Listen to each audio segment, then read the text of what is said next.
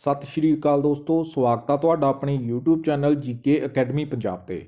ਦੋਸਤੋ ਅੱਜ ਆਪਾਂ ਤੁਹਾਡੇ ਲਈ ਜੀਕੇ ਦੀ ਰਿਵੀਜ਼ਨ ਸੀਰੀਜ਼ ਦੀ ਕਲਾਸ ਨੰਬਰ 3 ਲੈ ਕੇ ਆਏ ਆ, ਜਿਹਦੇ ਵਿੱਚ ਕਿ ਆਪਾਂ ਆਉਣ ਵਾਲੇ PSSB ਦੇ ਜਿਹੜੇ ਕਿ ਕਲਰਕ ਦਾ ਐਗਜ਼ਾਮ ਆ, ਵੀਡੀਓ ਦਾ ਐਗਜ਼ਾਮ ਆ ਤੇ ਕਲਰਕ ਡਾਟਾ ਐਂਟਰੀ ਆਪਰੇਟਰ ਤੇ ਐਗਜ਼ਾਈਜ਼ ਇੰਸਪੈਕਟਰ ਦੇ ਐਗਜ਼ਾਮ ਲਈ ਜਿਹੜੇ ਕਿ ਮਹੱਤਵਪੂਰਨ ਜੀਕੇ ਦੇ ਪ੍ਰਸ਼ਨ ਜਿਹੋ ਜਿਹੇ ਪੇਪਰ ਦੇ ਵਿੱਚ ਪੁੱਛੇ ਜਾ ਸਕਦੇ ਨੇ, ਸੇਮ ਟੂ ਸੇਮ ਉਹੋ ਜਿਹੇ ਕੁਐਸਚਨ ਆਪਾਂ ਲੈ ਕੇ ਆਏ ਆ। ਆਮ ਤੌਰ ਦੇ ਉੱਤੇ ਆਪਾਂ ਇਹਦੇ ਵਿੱਚ ਇਹੋ ਜਿਹੇ ਕੁਐਸਚਨ ਦੇ ਉੱਤੇ ਜ਼ਿਆਦਾ ਫੋਕਸ ਕਰਦੇ ਹਾਂ ਜਿਹੜੇ ਕਿ ਪੇਪਰ ਦੇ ਵਿੱਚ ਜ਼ਿਆਦਾ ਵਾਰ ਪੁੱਛੇ ਗਏ ਨੇ, ਕਿਉਂਕਿ ਪ੍ਰੀਵੀਅਸ ਈਅਰ ਪੇਪਰਾਂ ਦੇ ਵਿੱਚ ਜਿਹੜੇ ਕੁਐਸਚਨ ਜ਼ਿਆਦਾਤਰ ਪੁੱਛੇ ਜਾਂਦੇ ਨੇ ਜੀਕੇ ਦੇ ਵਿੱਚ ਉਹ ਬਹੁਤ ਜ਼ਿਆਦਾ ਰਿਪੀਟ ਹੁੰਦੇ ਨੇ। ਦੈਨ ਆਪਾਂ ਜ਼ਿਆਦਾਤਰ ਕੁਐਸਚਨ ਉਹੀ ਲੈ ਕੇ ਆਏ ਆ ਤੇ ਜੀਕੇ ਦੀ ਰਿਵੀਜ਼ਨ ਸੀਰੀਜ਼ ਦੀ ਕਲਾਸ ਨੰਬਰ 3 ਆ ਇਹ। ਇਸ ਤੋਂ ਪਹਿਲਾਂ 2 ਕਲਾਸਾਂ ਹੋ ਚੁੱਕੀਆਂ ਨੇ, ਜਿਹਦੇ ਵਿੱਚ ਕਿ 1 ਨੰਬਰ ਕਲਾਸ ਦੇ ਵਿੱਚ ਆਪਾਂ ਕਰੰਟ ਅਫੇਅਰ 150 ਕੀਤੇ ਸੀ, ਠੀਕ ਹੈ ਜੀ। 2 ਨੰਬਰ ਕਲਾਸ ਦੇ ਵਿੱਚ ਆਪਾਂ ਸਪੋਰਟਸ ਦੇ 20 MCQ ਕੀਤੇ ਸੀ। ਇਹ ਤੀਜੀ ਕਲਾਸ ਹੈ, ਇਹਦੇ ਵਿੱਚ ਜੀਕੇ ਦੇ ਆਪਣੀ ਨੈਸ਼ਨਲ ਜੀਕੇ ਹੋ ਗਈ, ਚਾਹੇ ਥੋੜੇ ਬਹੁਤ ਪੰਜਾਬ ਜੀਕੇ ਦੇ ਵੀ ਕੁਐਸਚਨਸ ਹੋਣਗੇ ਜਿਹੜੇ ਕਿ PSSB ਦੇ ਸਿਲੇਬਸ ਦੇ ਵਿੱਚ ਦਿੱਤੇ ਗਏ ਨੇ। ਹੁਣ ਆਪਾਂ ਸ਼ੁਰੂ ਕਰਦੇ ਹਾਂ ਜੀ ਅੱਜ ਦੀ ਕਲਾਸ ਦਾ ਆਪਣਾ ਪਹਿਲਾ ਕੁਐਸਚਨ। ਸੋ ਜੀ ਜ਼ਿਆਦਾ ਤੁਹਾਨੂੰ ਮਤਲਬ ਕਿ ਇਹਦੇ ਵਿੱਚ ਪੂਰੀ ਤੁਹਾਡੀ ਰਿਵੀਜ਼ਨ ਹੋਏਗੀ ਤੇ ਤੁਸੀਂ ਕੀ ਕਰਨਾ ਵਾ, ਤੁਸੀਂ ਨਾਲ ਦੀ ਨਾਲ ਆਨਸਰ ਦੇਣਾ ਵਾ। ਇਹਦੇ ਵਿੱਚ ਆਪਦੇ ਮਾਈਂਡ ਦੇ ਵਿੱਚ ਸੋਚਣਾ ਵਾ ਕਿ ਕੀ ਤੁਹਾਨੂੰ ਉਹ ਕੁਐਸਚਨ ਆਉਂਦਾ ਸੀ ਕਿ ਨਹੀਂ ਸੀਗਾ। ਹੁਣ ਕਹਿੰਦੇ ਜੀ ਕਿਹੜਾ ਆਰਟੀਕਲ ਆ ਜਿਹੜਾ ਹਰੇਕ ਨਾਗਰਿਕ ਦੇ ਮੌਲਿਕ ਕਰਤੱਵਾਂ ਨੂੰ ਦਰਸਾਉਂਦਾ ਹੈ। ਮੌਲਿਕ ਕਰਤੱਵ ਮਤਲਬ ਕਿ ਫੰਡਾਮੈਂਟਲ ਡਿਊਟੀਜ਼ ਉਹਨਾਂ ਨੇ ਪੁੱਛਿਆ ਕਿ ਕਿਹੜੇ ਆਰਟੀਕਲ ਦੇ ਸੰਵਿਧਾਨ ਦੇ ਕਿਹੜੇ ਆਰਟੀਕਲ ਦੇ ਵਿੱਚ ਦਰਜ ਆ। 48A ਦੇ ਵਿੱਚ ਦਰਜ ਆ, 51 ਦੇ ਵਿੱਚ ਦਰਜ ਆ, 51A ਦੇ ਵਿੱਚ ਦਰਜ ਆ ਜਾਂ ਆਰਟੀਕਲ 45A ਦੇ ਵਿੱਚ ਦਰਜ ਆ ਜੀ। ਫੰਡਾਮੈਂਟਲ ਰਾਈਟਸ ਜਿਹੜੇ ਹੈਗੇ ਨੇ ਇਹ ਆਪਣੇ ਇਹਦੀ ਸਹੀ ਆਪਸ਼ਨ ਬਣਦੀ ਪਈ ਆ ਜੀ ਸੀ, ਆਰਟੀਕਲ 51A ਦੇ ਵਿੱਚ ਇਹ ਦਰਜ ਆ। ਜੇਕਰ ਤੁਹਾਨੂੰ ਪੁੱਛਿਆ ਜਾਵੇ ਕਿ ਸੰਵਿਧਾਨ ਦੇ ਕਿਹੜੇ ਪਾਰਟ ਦੇ ਵਿੱਚ ਜਿਹੜੇ ਫੰਡਾਮੈਂਟਲ ਡਿਊਟੀ ਸੀ, ਕਈ ਵਾਰ ਨਾ ਉਹ ਪੇਪਰ ਦੇ ਵਿੱਚ ਅਮੈਂਡਮੈਂਟ ਪੁੱਛਦੇ ਆ ਕਿ ਜਿਹੜੀ ਫੰਡਾਮੈਂਟਲ ਡਿਊਟੀਜ਼ ਆ ਉਹ ਕਿਹੜੀ ਮਤਲਬ ਕਿ ਅਮੈਂਡਮੈਂਟ ਦੇ ਥਰੂ ਐਡ ਕੀਤੀਆਂ ਸੀ। 42ਵੀਂ amendment 1976, 51A article part 4A ਦੇ ਵਿੱਚ ਰਿਕਮੈਂਡੇਸ਼ਨ ਵੀ ਉਹ ਪੁੱਛਦੇ ਨੇ ਕਿ ਕਿਹੜੀ ਕਮੇਟੀ ਦੀ ਰਿਕਮੈਂਡੇਸ਼ਨ ਦੇ ਉੱਤੇ ਇਹ ਐਡ ਕੀਤੀਆਂ ਸੀ। ਸਵਰਨ ਸਿੰਘ ਕਮੇਟੀ ਦੀ ਰਿਕਮੈਂਡੇਸ਼ਨ ਤੇ ਇਹ ਐਡ ਕੀਤੀਆਂ ਸੀ। ਟੋਟਲ 11 ਫੰਡਾਮੈਂਟਲ ਡਿਊਟੀਜ਼ ਹੈਗੀਆਂ ਨੇ, ਡਿਊਟੀਜ਼ ਹੈਗੀਆਂ ਨੇ ਤੇ ਓਰੀਜਨਲੀ ਇਹਦੇ ਵਿੱਚ 10 ਡਿਊਟੀਜ਼ ਸੀਗੀਆਂ ਜਦੋਂ ਪਹਿਲਾਂ ਇਹ ਐਡ ਕੀਤੀਆਂ ਸੀਗੀਆਂ ਫੰਡਾਮੈਂਟਲ ਡਿਊਟੀਜ਼ ਆਪਣੇ ਸੰਵਿਧਾਨ ਦੇ ਵਿੱਚ। ਪਰ ਉਸ ਤੋਂ ਬਾਅਦ 11ਵੀਂ ਡਿਊਟੀ ਐਡ ਕੀਤੀ ਜੀ 86ਵੀਂ ਅਮੈਂਡਮੈਂਟ ਦੇ ਵਿੱਚ, ਜਿਹਦੇ ਵਿੱਚ ਕਿ 6 ਸਾਲ ਤੋਂ 14 ਸਾਲ ਦੇ ਜਿਹੜੇ ਬੱਚਿਆਂ ਲਈ ਉਹਨਾਂ ਦੇ ਜਿਹੜੇ ਮਤਲਬ ਕਿ ਹੁੰਦੇ ਨੇ ਮਾਤਾ ਪਿਤਾ ਜਾਂ ਉਹਨਾਂ ਦੇ ਗਾਰਡੀਅਨ ਹੁੰਦੇ ਨੇ ਉਹਨਾਂ ਨੂੰ ਫ੍ਰੀ ਪ੍ਰੋਵਾਈਡ ਕਰਨੀ ਆ ਐਜੂਕੇਸ਼ਨ ਦੀ ਓਪਰਚੁਨਿਟੀ। ਇਹ ਸੀਗੀ ਜੀ ਇਹੀ ਕੁਐਸਚਨ ਫੰਡਾਮੈਂਟਲ ਡਿਊਟੀਜ਼ ਦਾ ਬਾਰ-ਬਾਰ ਪੇਪਰਾਂ ਦੇ ਵਿੱਚ ਘੁਮਾ ਕੇ ਪੁੱਛਿਆ ਜਾਂਦਾ। ਸੋ ਸਾਰਾ ਕੁਐਸਚਨ ਤੁਹਾਡਾ ਇਹਦੇ ਵਿੱਚ ਕਵਰ ਹੋ ਗਿਆ ਹੋਇਆ। ਹੁਣ ਆਪਾਂ ਕਰਦੇ ਹਾਂ ਜੀ ਦੂਜਾ ਕੁਐਸਚਨ। ਦੂਜਾ ਕੁਐਸਚਨ ਜੀ ਆਪਣਾ ਹੈਗਾ ਜੀ ਲਿਟਰੇਚਰ ਚੋਂ। ਅੰਮ੍ਰਿਤਾ ਪ੍ਰੀਤਮ ਨੇ ਕਹਿੰਦੇ ਬਹੁਤ ਸਾਰੇ ਅਵਾਰਡ ਜਿੱਤੇ ਨੇ, ਉਹਨਾਂ ਦੀਆਂ ਲਿਖਤਾਂ ਲਈ, ਉਹਨਾਂ ਦੀ ਰਾਈਟਿੰਗ ਲਈ ਬਹੁਤ ਸਾਰੇ ਅਵਾਰਡ ਮਿਲੇ ਨੇ। ਹੁਣ ਦੱਸੋ ਜੀ, ਕਹਿੰਦੇ ਜੀ ਉਹ ਅਵਾਰਡ ਦੱਸੋ ਜਿਹਦੇ ਜਿਹੜਾ ਕਿ ਉਹਨਾਂ ਨੂੰ ਨਹੀਂ ਮਿਲਿਆ। Sahitya Akademi award, Padma Shri, Booker prize for literature ਤੇ ਜਨਾਨਪੀਠ ਅਵਾਰਡ। ਦੱਸੋ ਜੀ।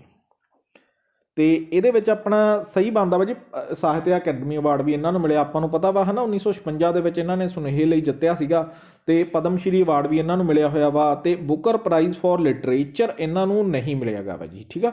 ਸੋ ਬੁੱਕਰ ਪ੍ਰਾਈਜ਼ ਫॉर ਲਿਟਰੇਚਰ ਇਹਨਾਂ ਨੂੰ ਨਹੀਂ ਮਿਲਿਆ ਤੇ ਜਨਪੀਠ ਅਵਾਰਡ ਜਿਹਨੂੰ ਆਪਾਂ ਗਿਆਨਪੀਠ ਅਵਾਰਡ ਵੀ ਕਹਿ ਦਿੰਦੇ ਆ, ਇਹ ਇਹਨਾਂ ਨੂੰ 3 ਮਿਲੇ ਨੇ। ਦੈਨ ਆਪਣਾ C ਆਪਸ਼ਨ ਇਹਦਾ ਬਣਦਾ ਵਾ ਸਹੀ। ਤੇ ਇਹ ਸੀਗਾ ਜੀ ਆਪਣਾ 2 ਨੰਬਰ ਕੁਐਸਚਨ। ਹੁਣ ਆਪਾਂ ਚੱਲਦੇ ਹਾਂ ਜੀ 3 ਨੰਬਰ ਕੁਐਸਚਨ ਤੇ। 3 ਨੰਬਰ ਕੁਐਸਚਨ ਦੇ ਵਿੱਚ ਪੁੱਛਿਆ ਜਾ ਰਿਹਾ ਕਿ 1922 ਦੇ ਵਿੱਚ ਸਵਰਾਜ ਪਾਰਟੀ ਦੀ ਸਥਾਪਨਾ ਇੱਕ ਤਾਂ CR ਦਾਸ ਨੇ। CR ਦਾਸ ਦੇ ਨਾਲ ਕੌਣ ਸੀਗੇ ਉਹਨਾਂ ਦੇ ਨਾਲ ਜਿਨ੍ਹਾਂ ਨੇ ਸਵਰਾਜ ਪਾਰਟੀ ਦੀ ਨੀਂਹ ਰੱਖੀ ਸੀ? ਰਵਿੰਦਰਨਾਥ ਟੈਗੋਰ, ਮੋਤੀ ਲਾਲ ਨਹਿਰੂ, ਸੁਭਾਸ਼ ਚੰਦਰ ਬੋਸ ਜਾਂ ਮਦਨ ਮੋਹਨ ਮਲਵੀਆ। ਦੱਸੋ ਜੀ ਇਹਦਾ ਕਿਹੜਾ ਆਨਸਰ ਸਹੀ ਬਣਦਾ। ਸੋ ਤੁਸੀਂ ਸੋਚਣਾ ਵਾ, ਤੁਸੀਂ ਆਪਦੇ ਮਾਈਂਡ ਦੇ ਵਿੱਚ ਚਾਹੇ ਵੀਡੀਓ ਨੂੰ ਪਾਊਜ਼ ਕਰਕੇ ਸੋਚ ਲੈਣਾ ਵਾ। ਇਹਦਾ ਬਿਲਕੁਲ ਸਹੀ ਆਨਸਰ ਸਾਡਾ ਬਣਦਾ ਪਿਆ ਜੀ ਮੋਤੀ ਲਾਲ ਨਹਿਰੂ। B ਆਪਸ਼ਨ ਸਾਡੀ ਸਹੀ ਬਣਦੀ ਆ। ਸਵਰਾਜ ਪਾਰਟੀ ਦੀ ਸਥਾਪਨਾ 1922 ਈਸਵੀ ਦੇ ਵਿੱਚ CR ਦਾਸ ਤੇ ਮੋਤੀ ਲਾਲ ਨਹਿਰੂ ਨੇ ਕੀਤੀ ਸੀ। ਬਹੁਤ ਵਾਰ ਇਹ ਕੁਐਸਚਨ ਪੇਪਰਾਂ ਦੇ ਵਿੱਚ ਪੁੱਛਿਆ ਜਾ ਚੁੱਕਿਆ ਦਾ। ਇਹਨਾਂ ਦੇ ਵਿੱਚ ਉਹ ਕਹਿੰਦੇ ਜੀ ਕਿਹਨੇ ਇੰਟਰੋਡਿਊਸ ਕੀਤਾ ਸੀ ਰੇਲਵੇ ਇੰਡੀਆ ਦੇ ਵਿੱਚ ਪਹਿਲੀ ਵਾਰ ਰੇਲਵੇਜ਼ ਇੰਟਰੋਡਿਊਸ ਕੀਤਾ ਸੀਗਾ ਇੰਡੀਆ ਦੇ ਵਿੱਚ ਕਿਹਨੇ? ਲਾਰਡ ਵੈਲਸਲੀ ਨੇ, ਲਾਰਡ ਹੈਸਟਿੰਗ ਨੇ, ਲਾਰਡ ਡਲਹੌਜੀ ਨੇ ਜਾਂ ਲਾਰਡ ਰਿਪਨ ਨੇ। ਤਾਂ ਜੀ ਚੌਥੇ ਦਾ ਆਨਸਰ ਤੁਸੀਂ ਸੋਚਣਾ ਵਾ ਕਿ ਹਾਂਜੀ ਕੀ ਬਣਦਾ। ਇਹਦਾ ਜੀ ਲਾਰਡ ਡਲਹੌਜੀ ਨੇ ਇੰਟਰੋਡਿਊਸ ਕੀਤਾ ਸੀਗਾ ਆਪਣਾ ਰੇਲਵੇ। ਤੇ ਕਦੋਂ ਕੀਤਾ ਸੀ ਇਹਨਾਂ ਨੇ? 1853 ਈਸਵੀ ਦੇ ਵਿੱਚ ਕੀਤਾ ਸੀ। ਇਹ ਸੀਗਾ ਜੀ ਅੱਜ ਦਾ ਆਪਣਾ ਚੌਥਾ ਕੁਐਸਚਨ। 16 ਅਪ੍ਰੈਲ 1853 ਨੂੰ ਪਹਿਲੀ ਟ੍ਰੇਨ ਜਿਹੜੀ ਇੰਡੀਆ ਦੀ ਚੱਲੀ ਸੀਗੀ, ਜਿਹੜੀ ਬੰਬੇ ਦੇ ਵਿੱਚ, ਮੁੰਬਈ ਜਿਹਨੂੰ ਕਹਿੰਦਾ ਬੰਬੇ ਤੋਂ ਲੈ ਕੇ ਥਾਣੇ ਤੱਕ ਚੱਲੀ ਸੀ, ਠੀਕ ਹੈ, ਲਾਰਡ ਡਲਹੌਜੀ ਦੇ ਰਾਜ ਦੇ ਵਿੱਚ ਚੱਲੀ ਸੀ। ਹੇਠ ਲਿਖੀਆਂ ਲੜਾਈਆਂ ਵਿੱਚੋਂ ਇਹਨਾਂ ਦੇ ਵਿੱਚੋਂ ਕਿਹੜੀ ਬੈਟਲ ਦੇ ਵਿੱਚ ਜਿਹਨੇ ਕਿ ਦਿੱਲੀ ਦੇ ਵਿੱਚ ਮੁਗਲ ਰਾਜ ਦੀ ਨੀਂਹ ਰੱਖਤੀ ਸੀ? ਪਹਿਲੀ battle of Panipat, second battle of Panipat, battle of Chausa ਜਾਂ ਥਰਡ ਬੈਟਲ ਆਫ ਪਾਣੀਪਤ। ਇਹ ਵੀ ਤੁਸੀਂ ਦੱਸਣਾ ਵਾ ਕਿ ਇਹਦਾ ਕਿਹੜਾ ਆਨਸਰ ਸਾਡਾ ਬਣਦਾ ਪਿਆ ਭਾਜੀ। ਇਹਦੇ ਵਿੱਚ ਦਿੱਲੀ ਦੇ ਵਿੱਚ ਜਿਹੜੀ ਮੁਗਲ ਰਾਜ ਦੀ ਜਿਹੜੀ ਸਥਾਪਨਾ ਦੀ ਨੀਂਹ ਰੱਖੀ ਗਈ ਸੀ, ਇਹ ਰੱਖੀ ਗਈ ਸੀ ਜੀ first battle of Panipat. First battle of Panipat ਕਦੋਂ ਹੋਈ ਸੀ, ਇਹ ਵੀ ਤੁਹਾਨੂੰ ਯਾਦ ਹੋਣਾ ਚਾਹੀਦਾ, 1526 ਈਸਵੀ ਦੇ ਵਿੱਚ ਹੋਈ ਸੀ। ਇਹ ਸਾਰੇ ਕੁਐਸਚਨ ਜਿਹੜੇ ਨੇ ਨਾ, ਇਹੋ ਜਿਹੇ ਕੁਐਸਚਨ ਪੇਪਰ ਦੇ ਵਿੱਚ ਲਗਾਤਾਰ ਪੁੱਛੇ ਜਾਂਦੇ ਨੇ। ਹਾਲਾਂਕਿ ਇਹ ਬਹੁਤ ਈਜ਼ੀ ਕੁਐਸਚਨ ਹੈ, ਪਰ ਕਈ ਵਾਰ ਜਦੋਂ ਨਾ ਕੁਐਸਚਨ ਘੁਮਾ ਕੇ ਪੁੱਛਿਆ ਜਾਂਦਾ ਵਾ ਦੈਨ ਉਹਦੇ ਵਿੱਚ ਕਈ ਵਾਰ ਬੱਚੇ ਕਨਫਿਊਜ਼ ਹੋ ਕੇ ਗਲਤ ਆਨਸਰ ਲਾ ਦਿੰਦੇ ਨੇ। ਹੁਣ ਦੇਖੋ ਜੀ, ਆਪਾਂ ਬੈਟਲ ਆਫ ਪਾਣੀਪਤ ਦੇ ਆਪਾਂ 3 ਪੁਆਇੰਟ ਇਹਦੇ ਵਿੱਚ ਐਡ ਕੀਤੇ ਹੋਏ ਨੇ, ਕਿਉਂਕਿ ਆਪਾਂ ਤੁਹਾਨੂੰ ਦੱਸਿਆ ਕਿ ਇਹ ਆਪਣੀ ਪੇਡ ਟੈਸਟ ਸੀਰੀਜ਼ ਦਾ ਕੰਟੈਂਟ ਹੀ ਆ, ਜਿਹਦੇ ਵਿੱਚੋਂ ਕਿ ਆਪਾਂ 50 ਕੁਐਸਚਨ ਤੁਹਾਡੇ ਲਈ ਤਿਆਰ ਕੀਤੇ ਨੇ। ਤੇ ਇਹਦਾ ਜੀ ਆਪਣਾ ਏ ਆਨਸਰ ਬਣਦਾ, ਠੀਕ ਹੈ। ਪਹਿਲੀ ਬੈਟਲ ਜਿਹੜੀ ਪਾਣੀਪਤ ਦੀ ਹੋਈ ਸੀ, ਉਹ ਹੋਈ ਸੀ ਬਾਬਰ ਤੇ ਲੋਧੀ ਰਾਜ, ਜਿਹੜਾ ਲੋਧੀ ਸਾਮਰਾਜ ਦਾ ਇਬਰਾਹਿਮ ਲੋਧੀ ਦੇ ਵਿਚਕਾਰ ਹੋਈ ਸੀ। ਇੱਕ ਪੁਆਇੰਟ ਤੁਹਾਨੂੰ ਯਾਦ ਹੋਣਾ ਚਾਹੀਦਾ, ਇੱਕ ਉਹਦੀ ਤੁਹਾਨੂੰ ਸਾਲ ਤੇ ਆਪਣਾ ਡੇ ਯਾਦ ਹੋਣਾ ਚਾਹੀਦਾ। 21 ਅਪ੍ਰੈਲ 1526 ਨੂੰ ਹੋਈ ਸੀ, ਜਿਹਦੇ ਵਿੱਚ ਕਿ ਬਾਬਰ ਜਿੱਤਿਆ ਸੀ, ਠੀਕ ਆ। ਇਹ ਤੁਹਾਨੂੰ ਸਭ ਨੂੰ ਪਤਾ ਵਾ। ਤੇ ਦੂਜੀ ਬੈਟਲ ਹੋਈ ਸੀ ਜੀ ਪਾਣੀਪਤ ਦੀ 5 ਨਵੰਬਰ 1556 ਈਸਵੀ ਨੂੰ। ਕਿਹਦੇ ਵਿਚਕਾਰ ਹੋਈ ਸੀ? ਇਹ ਹੋਈ ਸੀ ਜੀ ਇੰਡੀਆ ਦੇ ਵਿੱਚ, ਨਾਰਥ ਇੰਡੀਆ ਦੇ ਵਿੱਚ ਹੇਮੂ ਤੇ ਮੁਗਲ ਦੇ ਜਿਹੜੇ ਆਪਣੇ ਸਾਮਰਾਜ ਦੇ ਅਕਬਰ ਦੇ ਵਿਚਕਾਰ ਹੋਈ ਸੀ। ਇਹਦੇ ਵਿੱਚ ਕੌਣ ਜਿੱਤਿਆ ਸੀ ਜੀ? ਆਪਣਾ ਅਕਬਰ ਜਿੱਤਿਆ ਸੀ, ਠੀਕ ਹੈ। ਇਹ 'ਚ ਬਾਬਰ ਜਿੱਤ ਗਿਆ, ਇਹ 'ਚ ਅਕਬਰ ਜਿੱਤਿਆ। ਹੁਣ ਤੀਜੀ ਬੈਟਲ ਜਿਹੜੀ ਪਾਣੀਪਤ ਦੀ ਹੋਈ ਸੀ, ਇਹਦੇ ਵਿੱਚ ਵੀ ਬਹੁਤ ਵਾਰ ਕੁਐਸਚਨ ਪੁੱਛਿਆ ਜਾਂਦਾ। ਇਹ ਜਿਹੜੀ ਬੈਟਲ ਹੋਈ ਸੀ 14 ਜਨਵਰੀ 1761 ਨੂੰ ਹੋਈ ਸੀ। ਮਰਾਠਾ ਸਾਮਰਾਜ ਤੇ ਨਾਲ ਹੀ ਇਹਦੇ ਦੁਰਾਨੀ ਅਫਗਾਨੀ ਅੰਪਾਇਰ ਦੇ ਵਿਚਕਾਰ ਹੋਈ ਸੀ, ਜਿਹਦੇ ਵਿੱਚ ਕਿ ਅਹਿਮਦ ਸ਼ਾਹ ਅਬਦਾਲੀ, ਜਿਹਨੂੰ ਆਪਾਂ ਅਹਿਮਦ ਸ਼ਾਹ ਦੁਰਾਨੀ ਵੀ ਕਹਿ ਦਿੰਦੇ ਆ, ਅਹਿਮਦ ਸ਼ਾਹ ਅਬਦਾਲੀ ਜਿੱਤਿਆ ਸੀਗਾ, ਠੀਕ ਹੈ। 3 ਪੁਆਇੰਟ ਹੋ ਗਏ। ਇਹਦੇ ਵਿੱਚੋਂ ਹੀ ਪੇਪਰ ਬਾਰ-ਬਾਰ ਪੇਪਰ ਦੇ ਵਿੱਚ ਕੁਐਸਚਨ ਪੁੱਛਿਆ ਜਾਂਦਾ ਕਿਸੇ ਨਾ ਕਿਸੇ ਪੁਆਇੰਟ ਦੇ ਵਿੱਚ। ਹਾਂ ਜੀ, ਦਾ ਓਲਡ ਜਿਹੜੀ ਰਿਫਾਈਨਰੀ ਆ, ਜਿਹੜੀ ਉਹ ਆਪਣੀ ਕਿੱਥੇ ਸਥਿਤ ਆ ਜੀ? ਕੋਇਲੀ ਦੇ ਵਿੱਚ, ਹਲਦੀਆ ਦੇ ਵਿੱਚ, ਡਿਗਬੋਈ ਦੇ ਵਿੱਚ ਜਾਂ ਨੂਨਮਤੀ ਅਸਾਮ ਦੇ ਵਿੱਚ? ਦੱਸੋ ਜੀ ਇਹਦਾ ਕਿਹੜਾ ਆਨਸਰ ਬਣਦਾ ਵਾ। ਤੁਸੀਂ ਆਪਦੇ ਮਾਈਂਡ ਦੇ ਵਿੱਚ ਇਹਨੂੰ ਸੋਚਣਾ ਵਾ। ਇਹਦਾ ਬਿਲਕੁਲ ਸਹੀ ਆਨਸਰ ਬਣਦਾ ਜਿਹੜੀ ਜੀ ਸਭ ਤੋਂ ਪੁਰਾਣਾ ਜਿਹੜਾ ਭਾਰਤ ਦਾ ਤੇਲ ਸੋਧਕ ਕਾਰਖਾਨਾ ਡਿਗਬੋਈ ਆਪਣਾ ਅਸਾਮ ਦੇ ਵਿੱਚ ਸਥਿਤ ਆ। 6ਵਾਂ ਕੁਐਸਚਨ ਆਪਣਾ ਹੋ ਗਿਆ ਹੋਇਆ। 7ਵਾਂ ਕੁਐਸਚਨ, ਹੁਣ ਜੀ ਕਈ ਵਾਰ ਨਾ ਤੁਹਾਨੂੰ ਉਹ ਪੁੱਛਦੇ ਹੁੰਦੇ ਨੇ ਕਿ ਜੇਕਰ ਕੋਈ ਡਿਜ਼ੀਜ਼ ਤੇ ਕੁਐਸਚਨ ਆ ਜਾਂਦਾ ਹੁੰਦਾ ਕਿ ਬੇਰੀ ਕਿਹਦੀ ਲੈਕ ਦੇ ਨਾਲ, ਕਿਹਦੀ ਘਾਟ ਦੇ ਕਾਰਨ, ਕਿਹੜੇ ਵਿਟਾਮਿਨ ਦੀ ਘਾਟ ਦੇ ਨਾਲ ਹੁੰਦਾ ਵਾ? ਵਿਟਾਮਿਨ ਸੀ ਦੀ ਘਾਟ ਨਾਲ, ਵਿਟਾਮਿਨ ਏ ਦੀ ਘਾਟ ਨਾਲ, ਵਿਟਾਮਿਨ B1 ਨਾਲ ਜਾਂ ਵਿਟਾਮਿਨ B12 ਦੇ ਨਾਲ? 7ਵੇਂ ਦਾ ਤੁਸੀਂ ਸਹੀ ਆਨਸਰ ਦੱਸਣਾ ਵਾ ਜੀ ਕਿਹੜਾ ਬਣਦਾ। 7ਵੇਂ ਦਾ ਬੇਰੀ ਆ, ਜਿਹੜਾ ਬੇਰੀ ਰੋਗ ਜਿਹੜਾ ਹੁੰਦਾ ਵਾ ਉਹ ਵਿਟਾਮਿਨ B1 ਦੀ ਘਾਟ ਦੇ ਨਾਲ ਹੁੰਦਾ ਵਾ। ਸਭ ਤੋਂ ਪਹਿਲਾਂ ਬਹੁਤ ਵਾਰ ਪੇਪਰ ਦੇ ਵਿੱਚ ਇਹ ਕੁਐਸਚਨ ਰਿਪੀਟ ਹੋ ਚੁੱਕਿਆ। ਹੁਣ ਨਾਲ ਆਪਾਂ ਇਹਦੀ ਥੋੜੀ ਐਕਸਪਲੇਨੇਸ਼ਨ ਕਰਦੇ ਹਾਂ ਕਿ ਪੇਪਰ ਦੇ ਵਿੱਚ ਹੋਰ ਕਿਹੜਾ ਕੁਐਸਚਨ ਤੁਹਾਨੂੰ ਪੁੱਛਿਆ ਜਾ ਸਕਦਾ ਵਾ। ਬੇਰੀ ਆਪਾਂ ਕਰ ਲਿਆ ਹੈ ਨਾ, B1 ਥਾਈਮਿਨ ਦੇ ਕਮੀ ਦੇ ਨਾਲ ਹੁੰਦਾ ਵਾ। ਇੱਕ ਹੁੰਦਾ ਜੀ ਸਕਰੋਵੀ, ਇਹ ਡਿਜ਼ੀਜ਼ ਦਾ ਆਪਣਾ ਹੁੰਦਾ ਵਾ, ਇਹ ਡੈਫੀਸ਼ੀਐਂਸੀ ਹੁੰਦੀ ਆ ਜੀ ਇਹਦੀ ਵਿਟਾਮਿਨ ਸੀ ਦੀ ਕਮੀ ਦੇ ਨਾਲ। ਨਾਈਟ ਬਲਾਈਂਡਨੈਸ ਜਿਹੜੀ ਹੁੰਦੀ ਆ ਵਿਟਾਮਿਨ ਏ ਦੇ ਨਾਲ ਦੀ ਕਮੀ ਕਾਰਨ ਹੁੰਦੀ ਆ। ਇਹ ਵੀ ਸਟਾਰ ਮਾਰਕ ਕਰ ਲਓ, ਇਹ ਪੇਪਰ ਦੇ ਵਿੱਚ ਬਹੁਤ ਪੁੱਛਿਆ ਜਾਂਦਾ ਬਾਅਦ 'ਚ। ਅਨੇਮੀਆ ਜਿਹੜੀ ਨੂੰ ਕਿ ਨਰਵ ਸਿਸਟਮ ਇੰਜਰਡ ਹੋ ਜਾਂਦਾ ਲੋਅਰ ਦੈਨ ਦਾ ਨਾਰਮਲ ਅਮਾਊਂਟ, ਜਿਹੜੀ ਕਿ ਆਪਣੀ ਵਿਟਾਮਿਨ B12 ਦੀ ਕਮੀ ਦੇ ਨਾਲ। ਇਹ ਸੀਗੇ ਜੀ ਆਪਣੀ ਐਕਸਪਲੇਨੇਸ਼ਨ ਇਹਦੀ। ਹੁਣ ਆਪਾਂ ਕਰਦੇ ਹਾਂ ਜੀ 8 ਨੰਬਰ ਕੁਐਸਚਨ। 8 ਨੰਬਰ ਕੁਐਸਚਨ ਦੇ ਵਿੱਚ ਪੁੱਛਿਆ ਗਿਆ ਵਾ ਜੀ, ਇਹਨਾਂ ਦੇ ਵਿੱਚੋਂ ਅਟਾਰਨੀ ਜਨਰਲ ਆਫ ਇੰਡੀਆ ਨੂੰ ਕੌਣ ਅਪਾਇੰਟ ਕਰਦਾ ਵਾ? ਪ੍ਰਾਈਮ ਮਿਨਿਸਟਰ ਕਰਦਾ, ਚੀਫ ਜਸਟਿਸ ਆਫ ਇੰਡੀਆ ਕਰਦਾ, ਪ੍ਰੈਜ਼ੀਡੈਂਟ ਕਰਦਾ ਵਾ ਜਾਂ ਵਾਈਸ ਪ੍ਰੈਜ਼ੀਡੈਂਟ ਕਰਦਾ? ਇਹ ਤਾਂ ਤੁਹਾਨੂੰ ਸਭ ਨੂੰ ਬਹੁਤ ਚੰਗੀ ਤਰ੍ਹਾਂ ਪਤਾ ਹੋਊਗਾ ਕਿ ਅਟਾਰਨੀ ਜਨਰਲ ਆਫ ਇੰਡੀਆ ਜਿਹੜਾ ਵਾ ਉਹ ਆਪਣਾ ਫਸਟ ਲਾਅ ਆਫਿਸਰ ਵਾ India the, law officer of India ਵਾ। ਬਹੁਤ ਵਾਰ ਇਹ ਕੁਐਸਚਨ ਪੁੱਛਿਆ ਜਾ ਚੁੱਕਿਆ ਤੇ ਇਹਨੂੰ ਪ੍ਰੈਜ਼ੀਡੈਂਟ ਅਪਾਇੰਟ ਕਰਦਾ ਵਾ। ਇਹ ਵੀ ਤੁਹਾਨੂੰ ਯਾਦ ਹੋਣਾ ਚਾਹੀਦਾ। ਜੇਕਰ attorney general of India the article ਪੁੱਛਿਆ ਜਾਵੇ ਤਾਂ 76 ਨੰਬਰ ਆਰਟੀਕਲ ਆਪਣੇ ਸੰਵਿਧਾਨ ਦੇ ਵਿੱਚ ਇਹ ਹੈਗਾ ਵਾ। ਤੇ ਨੈਕਸਟ ਚੱਲਦੇ ਹਾਂ ਜੀ ਆਪਣਾ।